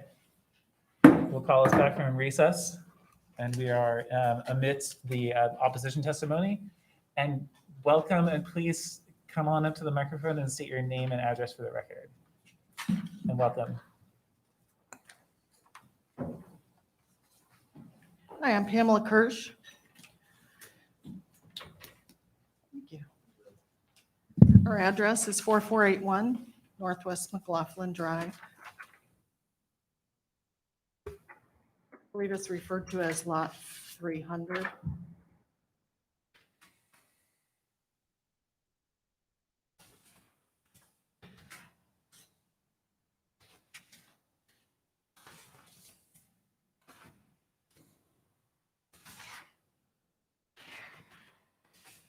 I just want to start, my husband is with me also. He won't be speaking, but we are of the same. We are not in favor of the dwelling. We see that the hydrologist, Mr. Belt hired, has painted a picture concluding that there's plenty of water, good quality water, to go around in our small section of the community, and that is just not the case. Table 3 on that packet, it shows the well log history, shows well ID 1403, drilled in 1982, came in at 100 gallons per minute. At that time, it dried up in 2014. That was the community well for our house that we purchased on 1.1 acre, by the way. We shared that with 2 other families. It was not on our property. One of which used it for small irrigation, garden irrigation, and the other 2, including ourselves, used it for our only source of water for the home. Prior to the well drying up, the water that the well provided had become too salty to use without our reverse osmosis system and not suitable for growing vegetable garden that was so important to us. That was a community well for domestic use for our home and one other. Both families were forced to hire a driller to each get a well. That new well, the other family paid for, and depend on, is salty. And when it was drilled, it was 1.1 gallon per minute. Our new well that we were forced to have drilled, came in at 2 gallons per minute. That's what it is now. It is less. Let's see if I got that right. Our new well is 2 gallons per minute less than when it was drilled in 2014. How long we can count on it is unknown. Adding another well to this area in our small community is not wise. To make matters worse, neither our household nor the other family that had to drill is connected to the water supply at Cove Orchard Water District. We have no other way to have water to our home. The allotment at Cove Orchard Water District for issuing meters has been maxed out. Our household has been number 1 on the waiting list for Cove Orchard water meter for 13 years for a meter to become available. We understand that there are a total of 5 households whose wells are listed in Table 3 that are not connected to Cove Orchard Water District. If the wells fail, there is no water supply for us. Our property at 1.1 acre there's not a lot of space to hopefully find another well, a suitable place to drill on our acre. The expense of just the attempt of drilling a new well is not one we are prepared for. I believe it would be wrong to approve another well in this area. I believe it's wrong to place yet another water supply burden and a concern on other residents like us. We do not want someone else's someone else to contribute to another of the families here losing their only water supply. I understand that the location of the driveway to Mr. Belt's property is not known for certain, but we have additional concerns about adding the driveway off of McLaughlin regarding the redistribution of the massive winter flood waters onto other properties. We're also concerned about the Hag Lake elk herds that run through Mr. Belt's property as well as the other properties nearby. That's their migratory path, and it would be disrupted in such a way that may force the herd to push onto nearby Highway 47, a 55-mile-an-hour zone. That would be a hazard for drivers and elk. I'm appealing the planning director's approval of the dwelling in that location. I'm just an ordinary person. Thank you, Ms. Birch. Thank you Do very have any much. questions for her? Thank you for coming. Okay, thank you very for much. waiting. Thank you. Yeah.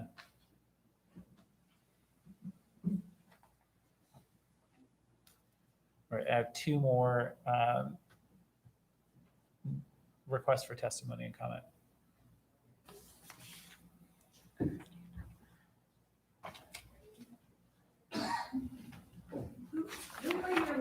Yeah, I have Sandy and Irene, but Irene did not check the box of I want to provide oral. Okay, perfect. So it would be Sandy then. Welcome. You can approach the microphone and state your name and address for the record, and then I'll know how to pronounce your last name too. Hello, my name is Sandy Wodarczyk. Do you want me to spell it? I have it here, but it's Okay. good to hear it. 22007 Northwest Ripplewood Drive, Yamhill, Oregon, 97148. Can I remove this? Thank you. Most of everything that I wanted to talk about has been covered by Elliot, Sarah, and Bill Gettler, and Siobhan. I do have some questions.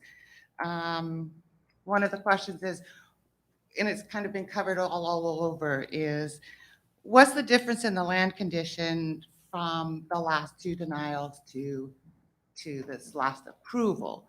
And if you intentionally let land go bad, is that a reason to approve something? And why are we not looking at a zone change versus a non-farm dwelling unit? I know that from the previous denials, applications and denials, with this being approved, we will lose approximately 6.25 acres of farming land, or zoned farming land.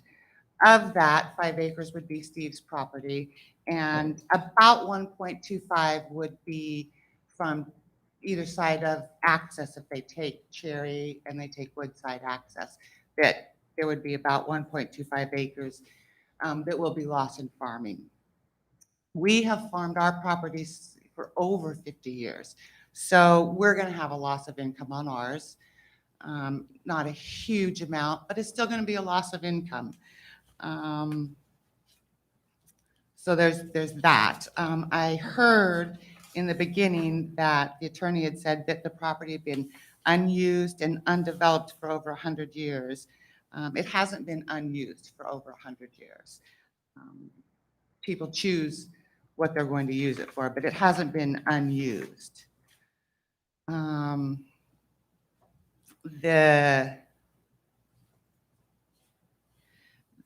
They talked about a feasibility study, possible and likely regarding roads, access, fire access.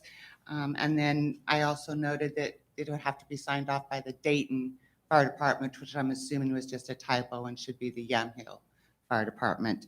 And that no building permits would be allowed until that was done. So if we change this now and we allow it to change to a non-farm dwelling, and we take away the farming use of it, and then the fire department doesn't approve it, what happens? So now we're looking at another area that really should be addressed prior to approval, my opinion, because once it comes out of farm, it's gone, it's lost. I've heard testimony that Cherry Street has been developed and exists. Cherry Street has not been developed and it does not exist. From the last survey that I found that was done, Cherry Street starts, the south side of Cherry Street starts on the northeast side of the current private driveway. So Cherry Street has never been developed and it does not exist today, based on the last survey that I found on the county. I heard the word that from the attorney, speculation, a lot of speculation was going on. But in listening to his testimony, which I couldn't hear all of because it's just hard to hear out there, he used the word, this is being speculated on. Well, I found that there was a lot of speculation being done on their side, such as the weed prevention, such as the soil for Yamhill County, speculating about the property that could apply for non-farm dwelling. And again, others have brought this up, is that there are a lot of lots of record out there, platted, that could now, with this decision, come in and apply for non-farm dwelling. I realize that there are land use laws that were passed back in, I want to say, the 80s, that addressed the non-farming issues, or non-farm dwelling, and allowed some types of subdivisions to go in, and then that got overruled or amended by another land use. I don't remember the land use numbers, but so now we're looking at changing those land use laws also. I'm just kind of lost on how we can do that. And maybe that's why they chose not to do a zone change. I still think there should be a zone change on it. I have a lot of concern about sewer and sanitation, the drain fields, and how it's going to work and how it's going to affect the farming. My property adjoins both. I know that we're on the north side of it, and right now we're currently doing oats, but the farmer's looking to put other things in there too. My house sits to the just almost directly east of his existing property. We currently have 3 wells on our property. We own about 98 or about 83 acres out there. We currently have 3 wells on the property. One of them is directly to the northeast of his property, downhill. So I'm concerned about that well and how the water is going to be affected in that well. The other 2 wells sit to the north, out directly north of his property. Neither one of those wells are drinkable, potable water. We use it for irrigation, we use it for outdoor watering and so forth. But neither one of those wells are potable water. So again, I worry about the sanitation on there. And then I think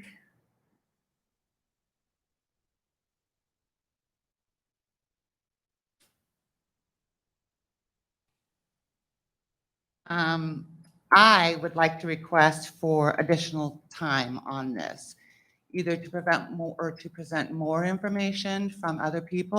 Part of that is, one, we couldn't hear all the testimony that went on in here.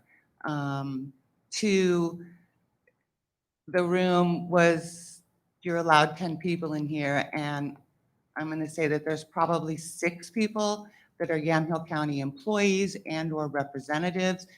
Then there's the applicant and his representative. And so it really limited us to what we could see, what we could hear, who was asking the questions.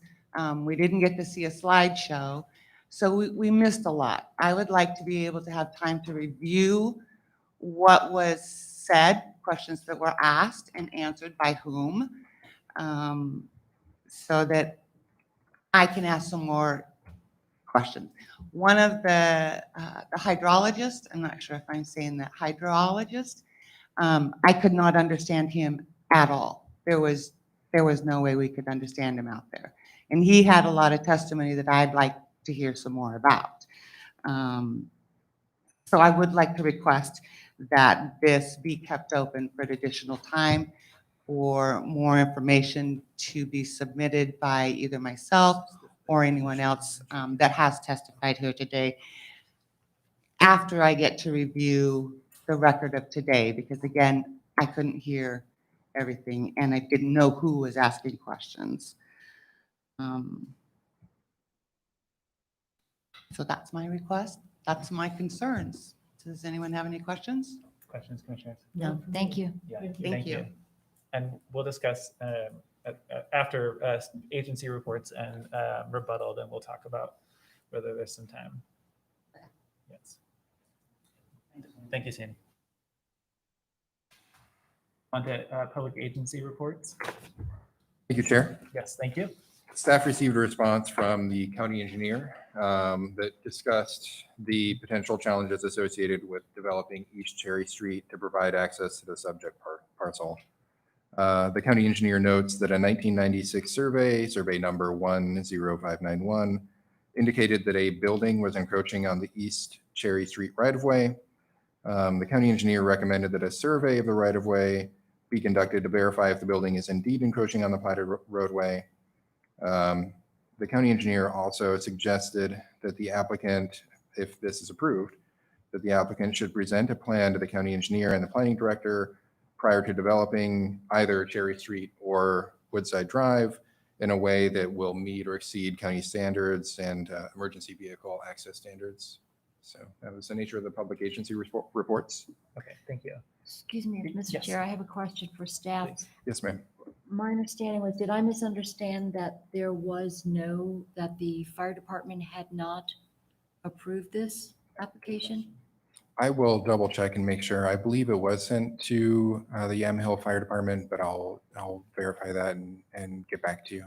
We are very aware of the Yamhill Fire Department's concern about access in the case of fire. So it would be good to hear. Thank you. So they have I would not like to see their test. If they did reply as an agency, they did reply, I'd like to see their, see them writing. typically we have that information at this point in. Yeah. I will, if there was a response, then I would have it in the record, but I'll double check and see if the notice was sent to Yamhill. Okay. I will great. double check with the secretary. Thank you very much. Yes, ma'am. Okay, thank you.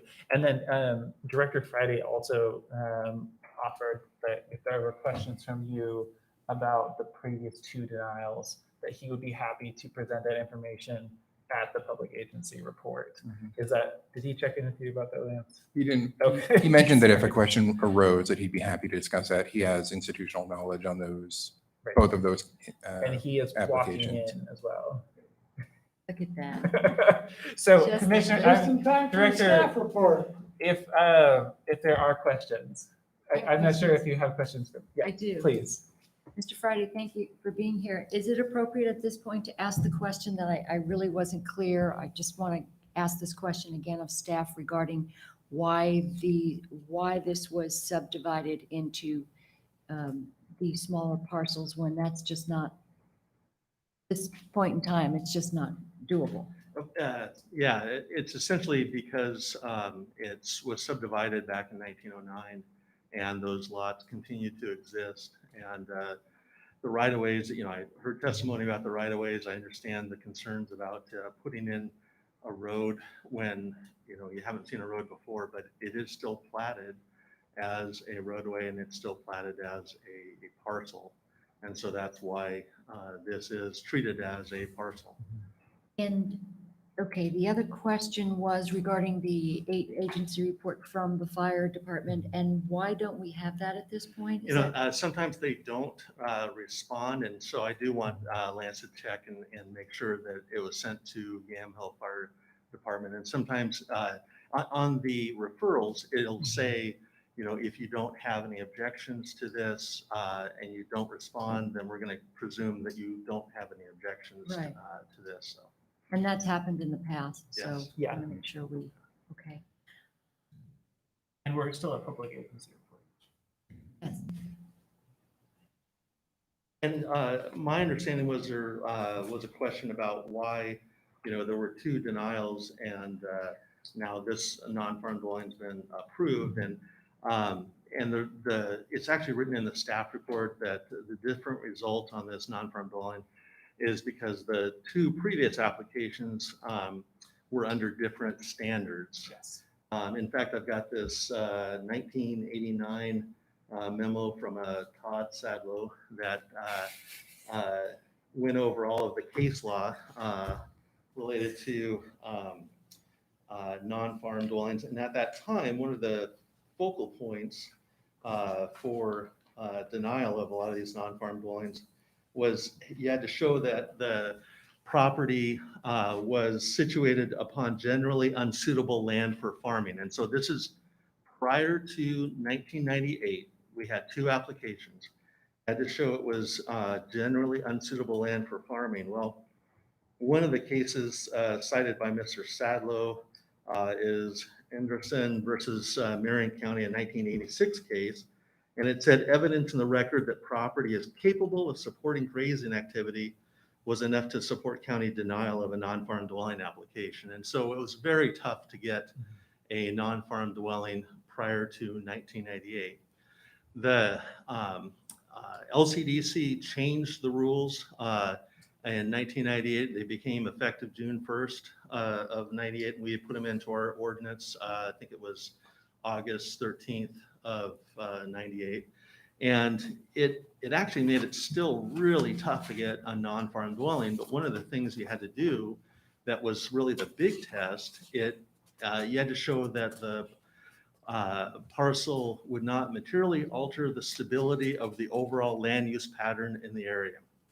And you had to do this study, and the study was of a minimum of 2,000 acres or no less than 1,000 acres if you were able to demonstrate that there was some focal point, specific farm type that you were analyzing. So you did a study of all of these other parcels, and you had to demonstrate that, was this approval of this non-farm parcel going to lead to a whole bunch of other approvals of non-farm parcels in the surrounding area? And is that going to tip the balance to where it's no longer going to be a farming community, but it's going to be more of a rural residential community?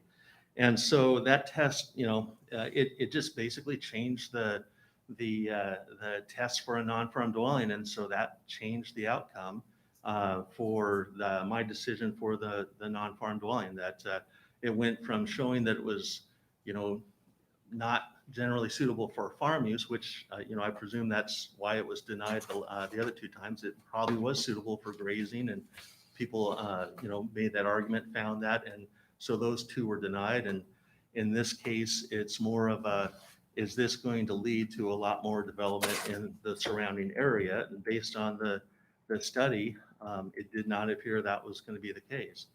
The other thing I wanted to note is I apparently don't have the argument about the ORS 195.300. There was someone brought that up about the soils are high value because they're between a certain elevation. I looked on my phone out in the hallway, and that appears to apply to Measure 49 decisions. And specifically, we look and see whether a property is high value based on the test under Measure 49, and that's that's what this 1985.300 is about. So if it is high value, then we only allow them to create a 2-acre parcel instead of a 5-acre parcel. But that, from all I can see in the very short amount of time I looked at this, I did not see anything that demonstrated that was the standard for a non-farm dwelling. And I double checked the standards for a non-farm dwelling in OAR 660-033-130. And I think it's sub 4, and they're still the same as we have it in our code, which is the dwelling will be sited on a lot or parcel that's predominantly composed of class 4 through 8 soils. So, you know, I understand the arguments against related to soil, but I don't think they apply in this case. Thank you. That was lots of Thank you. information. You have a follow-up? Unless I completely missed what you were saying, Mr. Friday, can you just go back and maybe give me a couple of sentences on the why this won't lead to more development question? Good question. You know, it's a test that you do have some interpretation of. And so they've, I don't have the numbers in front of me. I'm sure that he'll give rebuttal related to this, but you're looking at hundreds of parcels and you're looking at how many would potentially be developed in the future. And in a lot of cases, what you really find is a lot of the surrounding area is high value, and so it doesn't qualify for an additional non-farm dwelling. And so a lot of times you're finding that, you know, there's going to be maybe a half dozen of these that will be in a 2,000-acre study area. But it, you know, in my interpretation, that would not materially alter the stability of the overall land use pattern of that. Basically, it's a mile radius that you're looking at. This is starting to sound like staff recommendation. I just want to make sure that we get rebuttal by applicant. No, I just. You know what I mean? I just want to, that was not clear to me. And I did have one more question, so. Yeah, I mean, go ahead. I just want to make sure that we're following. And I would ask that question of Mr. Stamp, and I'm sure he's able to answer. Okay, related that's to fine. that. I'll wait just to make sure we don't cross that line, but thank you for that. Yeah, thank you, Director Friday. Thank you.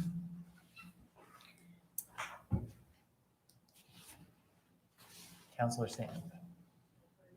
We have reached the rebuttal by the applicant. Hello. If you do need a moment more. I think I'm okay. Okay. Let's just go ahead and address the material alter the stability of land use pattern standard. It was interesting because. Oh, Counselor, can I get you the microphone? Oh, yeah. The folks in the hall were doing their body language. Okay, of that. yep, fair enough. Thank you. Want to make sure they can hear. Okay, regarding the materially alter the stability of the land use pattern standard, Ken Friday explained more or less the same thing I said. You know, there's this 2,000-acre study area, big circle, it's about a mile, and you have to go through it and identify all the parcels in that area, and then look at each individual parcel and say, could that individual parcel have a non-farm dwelling on it? And if you conclude that there's a bunch of them that could have non-farm dwellings, then you should deny the application because adding one more with all the potential for all the others would cumulatively alter the stability of the land use pattern. So it's taking a forward look at development patterns in the future and saying, how much of this area can really develop? Now, in our case, Ron Pomeroy did the analysis, and it's an exhaustive analysis. And what he found was, you know, in that study area, there was 173 parcels in the resource zone. And of those, 101 already had dwellings. Some of these 20 were developed as either non-farm dwellings. 20 of them were either non-farm or Measure 37 dwellings. But at the end of the day, he concluded that only 2 potential non-farm dwellings could be done by other people out of the entire 2,000-acre study area. Now, what you saw some neighbors say, well, I've got tax lots, they're vacant, I could build. Well, not so fast. If you actually look at the standards for getting a non-farm dwelling, they're very difficult, and the vast majority of properties would not qualify. Why? Because of soils, okay? Now, in this case, we qualify because we're at the top of a hill and we have thin soils. Now, I'll give you an analogy. If you look at top of Mount Hood, how many soils are on Mount Hood? Really none. It's just a bunch of rock. Well, why is that? Because it's at the top of a hill. And gravity takes all the good soil and puts it down at the bottom of the hill. And wind blows away all the soil. It's things like that. Now, most people don't live on the top of the hill. Most people live in the valley itself, and they have a different soil horizon. Typically, it's a deeper soil horizon. And it doesn't take much to get you from class 6 to class 4 or class 3. And, and I'd say most of those in there are probably class 1, 2, or class 3, one of those. And that's why so many of these other properties, including all the properties that Ms. Rector was saying she had 5 vacant tax lots, but none of those would qualify because she's down at the bottom of the hill where the soil is different. So, I mean, that's really the bottom line here is that only 2 other properties could get non-farm dwellings. And if that were allowed, would that alter the stability of the overall land use pattern? Obviously not. Okay, so I heard a lot of the stuff that people talked about was simply not related to an approval criteria. We spent a lot of time talking about water, and really none of that applies to an approval standard. Another one talked about hag leg elk herd and how that would affect the elk herd. That stuff like that does not relate to an approval standard. Now, some people talked about how they were going to lose. One gentleman said he would lose some of his best farm if that Woodside was built. And here again, Woodside Road was platted in 1909, and it's county right-of-way. Now, a county right-of-way is really simply an easement. But so the underlying landowner can use that land up and until the point the county decides to develop it, in which case, if he's got, say, chickens on it or something, he has to move the chickens off the right of way and let the county build the road there. Just because the county went from 1909 to 2020 and didn't use it, that doesn't mean that they don't have the right to use it. So it's not a legitimate complaint to say, I'm going to lose some of my land. Well, you bought it knowing the right of way was there, and you knew eventually the county would come around and say that they want to build it. And, frankly, if we can get Cherry Lane to work, we won't have to worry about that. But if Cherry Lane doesn't work, then Woodside would be the way that we would need to go. There was a lot of people that talked about that. One person in particular spent a lot of time talking about how the land could be used for grapes. And this was also reflected in the written testimony. As Ken Friday pointed out, that's no longer the standard.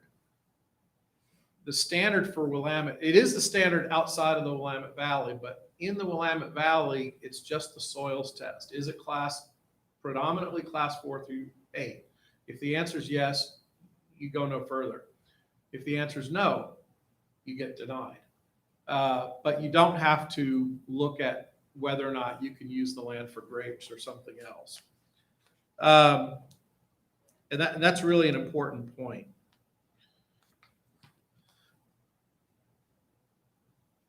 And I might be skipping around a little bit here. Some of the people that testified talked about how their wells only have, 6 gallons a minute or 3 gallons a minute. 3 gallons a minute is 180 gallons an hour. And in order to arrive at that, you have to let that go for 4 hours. So that's about 780 gallons. of water. So even if you only run your well 4 hours a day, you have virtually double what an average residence would need. And it is potentially true that a landowner will want to put a holding tank on their property so that they pump the water, every few days or whatever, and then let their well rest. And that way water, to the extent they're taking a cone, if water's flat and you start to pull it out, it may make a little cone around your well. But that usually comes back after you turn the well off for a little bit amount of time. So, it is true that some of these landowners would have to use that holding tank, a 1,500 gallon holding tank, for example. But that's the reality of living out there. It does not relate to any approval standard. And Mr. Belt knows that. He may have to do the same thing. It may be the case that he has to dig 2 or 3 wells before he strikes a good seam and gets a good water return.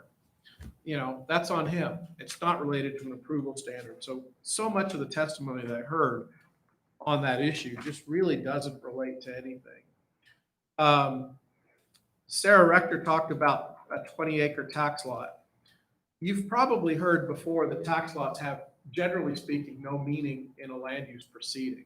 Tax lots are basically done for the pleasure and convenience of the tax assessor.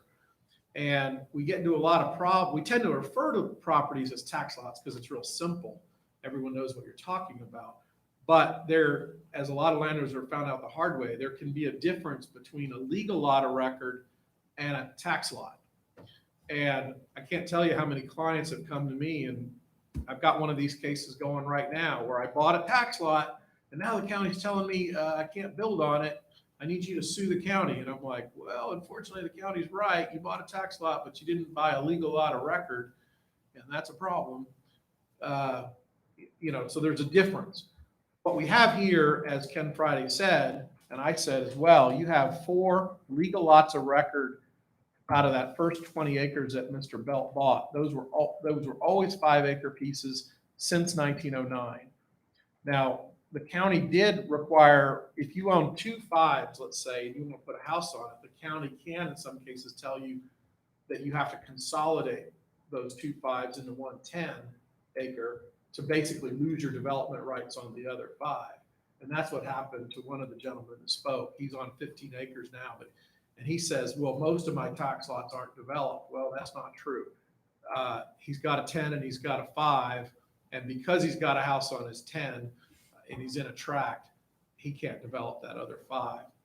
So, a lot of what you heard here was testimony by people that simply don't understand the land use proceeding. I think that's about 90% of the testimony I heard was from people that don't understand the land use program. And I don't blame them for that. I'm not accusing them of anything, because the program is very difficult. And frankly, there's a lot of lawyers that don't even understand the program. And I'll be the first to admit, I do this as a full-time job, and I sometimes still don't understand it. It's that complicated. So I don't blame them for not knowing it, but a lot of what I heard in the testimony was simply misunderstandings of applicable law. And Ms. Rector referred, and this is another example, ORS 215-263 4BD talked about, and she started talking about that and saying we don't meet the standards there. Well, she's right, we don't meet the standards, but where she's wrong is that those standards that she cited don't apply in the Willamette Valley. So it's things like that where she admitted that she was up at 3 a.m. Googling stuff, and that's not really an effective way to understand Oregon land use, is to be Googling at 3 a.m.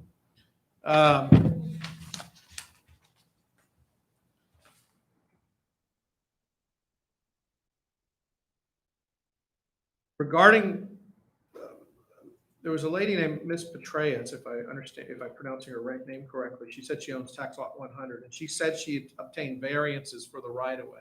She noted that there was buildings that are in the right-of-way. I'm not really sure. You may have issued some sort of encroachment permit for that. I'm not really sure. I don't understand that. But it's not very relevant to this case because there's 50 foot of right of way. There's certainly enough room to use Cherry Street without developing the entire right of way.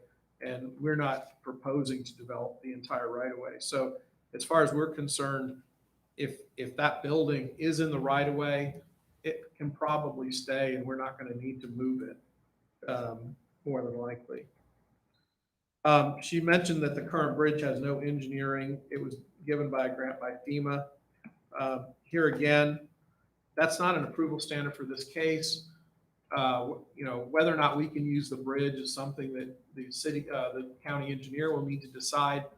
If it's in the right of way, then we could probably use it. If it's on private land, then maybe we can't. I don't know. We may have to build our own bridge. But here again, those are all sort of technical issues that get decided down the road. It's not really an approval standard for this case. It's sufficient to know that there is right of way there right now that can be feasibly developed. And by feasibly, I mean there's not a cliff. And I've actually seen right of way that was platted with a 50-foot cliff. That does happen. They platted things in the 1800s without regard to topography. They just drew straight lines and boxes. But because back then their attitude was, well, if there's a 50-foot cliff, we'll just blast it with explosives and we'll take the rock and haul it off and it'll be. And in fact, most of Portland was flattened that exact way. They just came in there with tons of explosives and blew up a whole lot of that land. And now a lot of Portland's flat because of that. But they just don't do that anymore. Anyway, none of that really matters to this case.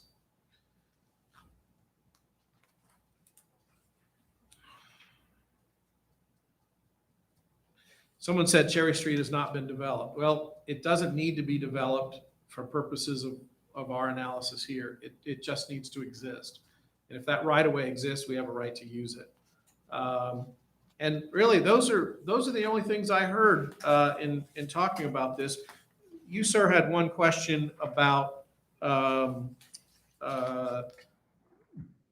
livestock watering in the area. And I wasn't 100% sure I understood the question, but hopefully I can get Chris Hyatt to answer that question in a little more detail by bringing him in here. But just so that I can transmit the question, what could you rephrase it in a way that makes it a little simpler for me? Yeah, definitely. So, Counselor, Mr.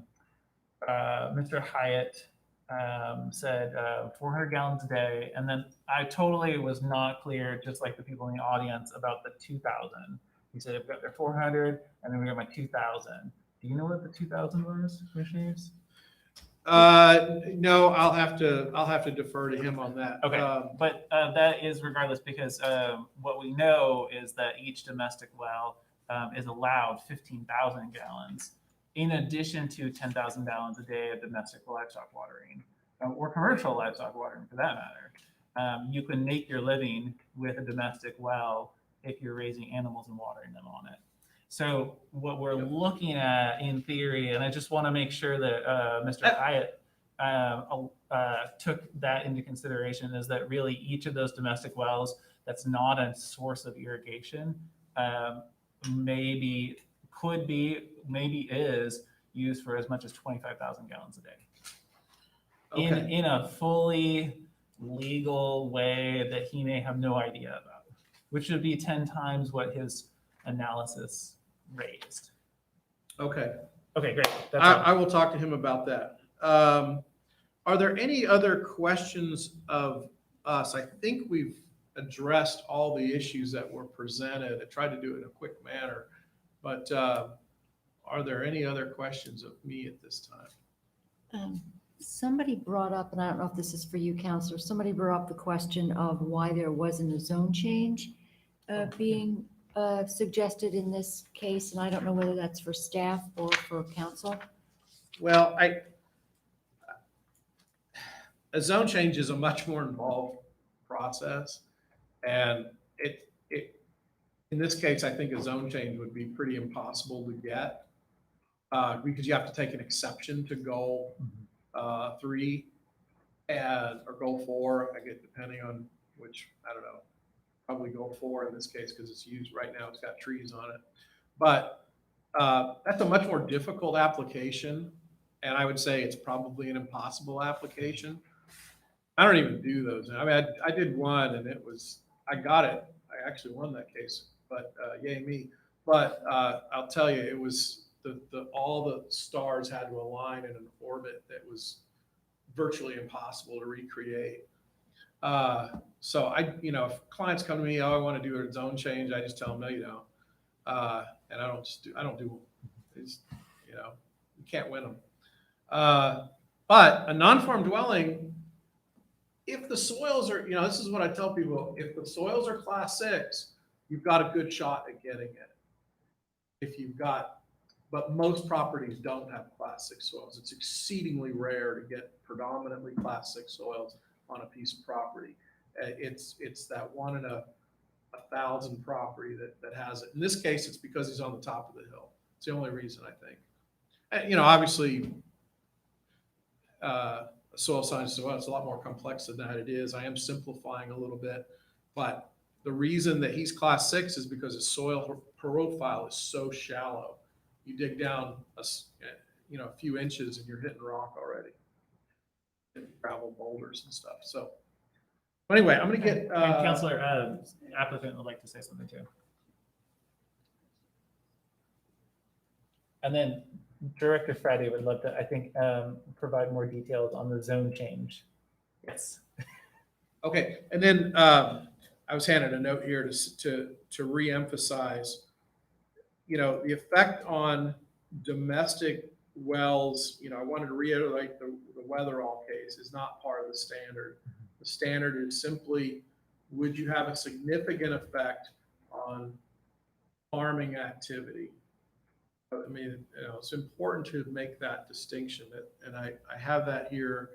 Let's see if I can move that cursor. Oh boy. Escape.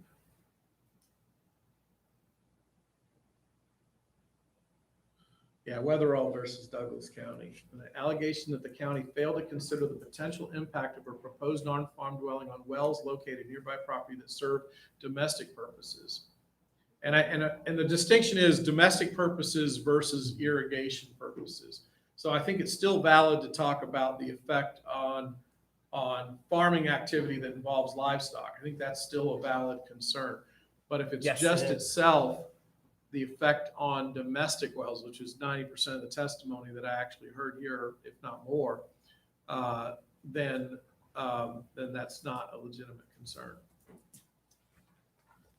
Okay, or let me go. I'll go get them real quick.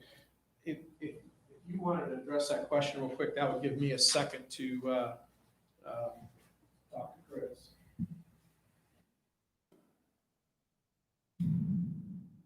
The question of why not a zone change, there's actually a Yamhill County case that someone applied for a zone change on a piece of property that could qualify and eventually did qualify for a non-farm dwelling, and Land Use Board of Appeals had ruled that if you can't take an exception for something that is allowed within the zone. And so in this case, it was allowed in the zone to apply for a non-farm dwelling, and so you couldn't do that. And so that's why it's not just that it's really hard to get, it's that you can't qualify for it. That's good to know. Thank you. Thank you.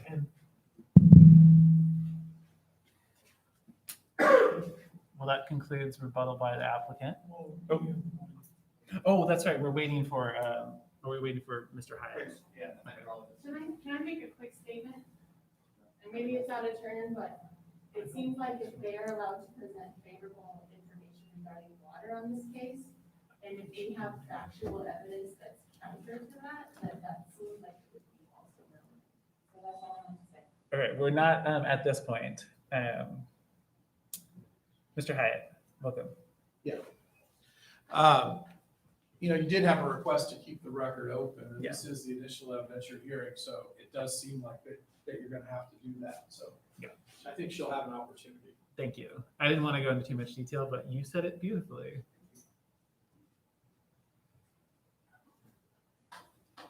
Okay. Welcome back. Hi, thank you. There- Could you restate the question for my time to explain to him, but I want to make sure he heard it live. It's Definitely. a little hard to hear outside. So what you presented to us was the 400 gallons a day per domestic well that you identified. And then you also mentioned the 2,000 gallons per day. Wasn't totally clear about what that one was referring to. Irrigation. Okay, it was for irrigation purposes. Irrigation, 6 months of the year. Yeah, okay. So just for 6 months out of the year. What I was presenting to, or my question to Councilor Stamper was that if each domestic well can use both 15,000 gallons a day for domestic purposes and 10,000 gallons a day for livestock irrigation, the livestock irrigation, 10,000 gallons a day, is not something that you are ever going to actually know about, but yet every domestic well could. And so I'm just wondering about this. Every domestic well that's listed there could, it counts as a farm use from those domestic wells. I'm not sure if you took that into account. That was the question more or less that I asked Councilor. Yeah, the guidance is no, it doesn't take that 50. The 15,000 gallons per day is the Oregon water exempt use law. If you use more than that, then you need a water. For stock watering, there is no maximum. Oh, okay. Okay, that's helpful. Thank you. For industrial use, it's 5,000 per day. Per individual source. There is no exempt use for irrigation. So a lot of times people fudge and put domestic on their well log, and they're really going to use it for irrigation or something else. But what you now shared with us is that each one of those individual domestic wells could be using essentially unlimited or pump all day amount of domestic livestock. I think it would be against, I'm an attorney. Yeah. But I think it would be illegal to operate a domestic well for both 15,000 gallons per day plus unlimited stock water. Because water mass would come in. I'm pretty sure it says and. I'm sorry to interrupt you, but I'm pretty sure it says and in the.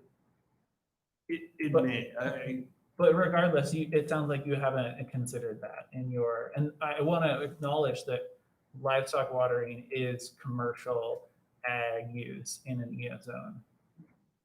Water use. Right? Isn't that correct? I don't know that. I would say yes, but maybe, yeah. So I think we're going to give you some supplemental briefing on that. Super. That's what I was hoping for. Thank you, Councilor.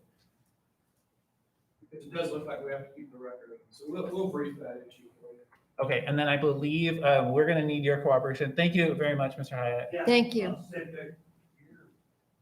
that's fine. I believe that we're going to need applicants' cooperation, Councilor Sadlow, because of the time frame. If we're to hold the record open. Not necessarily, Commissioner, but Okay. It would be helpful if we could get another extension in writing, but we doesn't want to do it, we would just truncate the periods beyond the 7 days, we would leave the record open for testimony and evidence from all parties. We're Can willing you say to- that again into the microphone? It looks We're like willing the- to stipulate to an extension, like, to accommodate the open record period. Okay. So just for clarification, Yeah. so we are looking for additional written testimony, not Yes. oral? What it sounds like the request from the opponents was for, I'm guessing for at least another week. And then then you would get rebuttal at that point, and then we would open it again at staff recommendation. Oregon law requires for the initial evidentiary hearing that if new evidence was presented, and of course it was, any person can make a request to hold the record open. And if that request is made, you have to hold the record open for at least 7 days for that testimony. Now, the way I do it when I'm sitting where you're sitting right now is, as a hearings officer, is I'll do an open record period, because Oregon, and then I'll do a rebuttal period. And the reason is because Oregon law requires everyone to be able to rebut new evidence that's put in the record. So you may as well just do it right in advance. So if you say, we're going to keep the record open for 7 days, and then we'll have another 7 days where anyone that can submit testimony responsive to what was submitted during that first 7-day period. And then you'll have a third period that is open only to the applicant, and that's called the final argument. Oregon law specifies that the applicant be given at least 7 days after the record is closed to everyone else to submit final written argument. So so that's what we usually do, and we call that the 7-7-7 approach. Sometimes people turn it into a 14-14 and 7 approach, but the minimum is 7-7-7. Yeah, that's what I would have recommended. So Okay. it was the 7-7-7. And my question, Mr. Chair, is since we look like we're going to hold the record open, The assumption is then that Mr. Stamp is agreeing to an extension of the period for considering the application that will accommodate the 7-7-7. Yes, exactly. Under Oregon law, the final 7 is exempt anyway. But so I would at least give a 14-day, but if you want 21 days, we're not going to argue with you on that. Well, we would also need them to have another week for the. That's fine. That's fine. Yes. Well, you get 2 weeks after the oral decision. You get a free 2 weeks then to write findings. Mr. Chair, my question then is since we're going to hold the record open for additional public testimony based on what we've got, is that public testimony? Are we going to limit to written testimony only? I think Yes. that's what I was Yes. suggesting. Yeah. Yeah. And no oral. That's no correct. oral testimony. Yes. And Lance, have you been I have. feverishly scrambling? Yes. Okay, So I came up your with something right for the hand. 7-7-7. And I can read that in if you guys want to have that. And that gives us what date? Yes, ma'am. I'll Yes, provide the it date. includes Thank the you. date. The record shall be open to 5 p.m. on August 27th for all parties to submit written testimony or evidence to the planning department at 525 Northeast 5th Street, McMinnville. The record shall then be open until 5 p.m. on September 3rd for all parties to submit to the planning department written rebuttal to what was submitted during the first open record period. The record shall then be open for the applicant only to submit final written rebuttal until 5 p.m. on September 10th. At that point, the record shall be closed. The Board of Commissioners shall then reopen the hearing at 10 a.m. on September 17th at the point of staff recommendation. Yeah. As soon as I heard those dates, I realized I'm gone from September 3rd to the 13th. I'm going to be at Canyonlands National Park. Sounds lovely. You may not be based upon the meeting I'm I unfortunately was- in right now.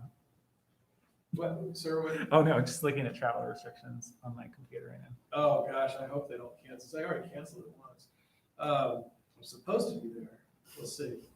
I'm wondering if we could have still September 17th for final written argument under the understanding that I won't really be able to work on it at all. Yeah, and I've got a Court of Appeals argument on the 17th, so I probably won't be able, it's going to be pretty rough for me even to do it then. Matter of fact, if we could have to the 20th, I think that's the only realistic way I could write a final argument. 24th? 24 would be even better, but I didn't want to be greedy. That's Sunday. Is it 20? Okay. Oh, okay. Okay, well.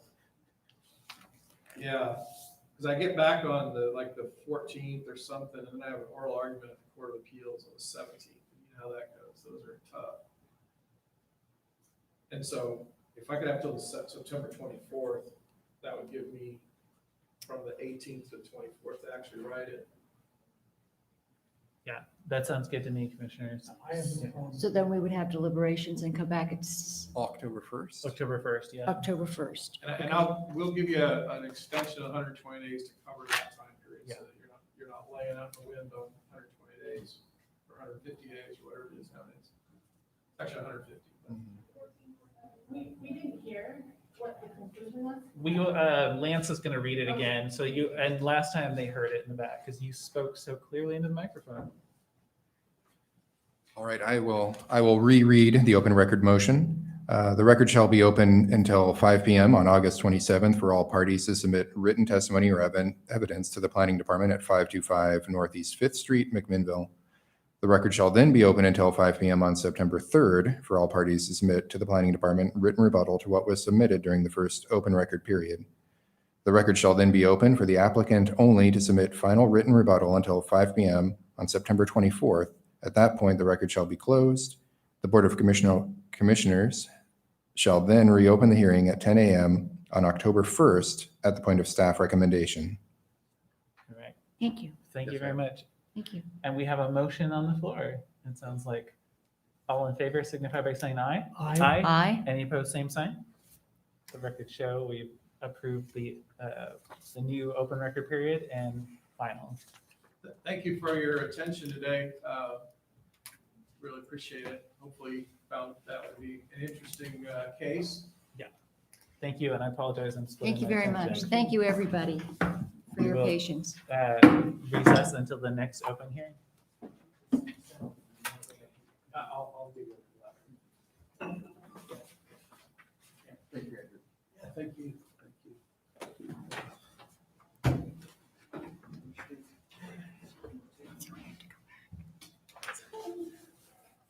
You want to waive? Come back in. We have to come back into our, Yes. Yeah, I wanted to make sure everybody was settled in. I mean, I guess we can open it back up.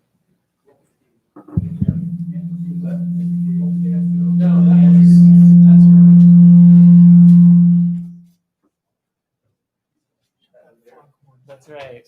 All right, we are back into formal session. And if I can find my agenda, I think we're at I, which is announcements, commissioners. I wouldn't dare. No, thank you. All right, Not okay, this time. that's No way. good. I gladly There's waive my right to announcements. Stuff here on the governor's call that I should probably attend to, so I also need to be gone. But have we figured out a date for? Yeah, if we could just real quick, Oh. figure out a time, I think, the best time may be Monday morning from 9 to 11, if that would work for everybody.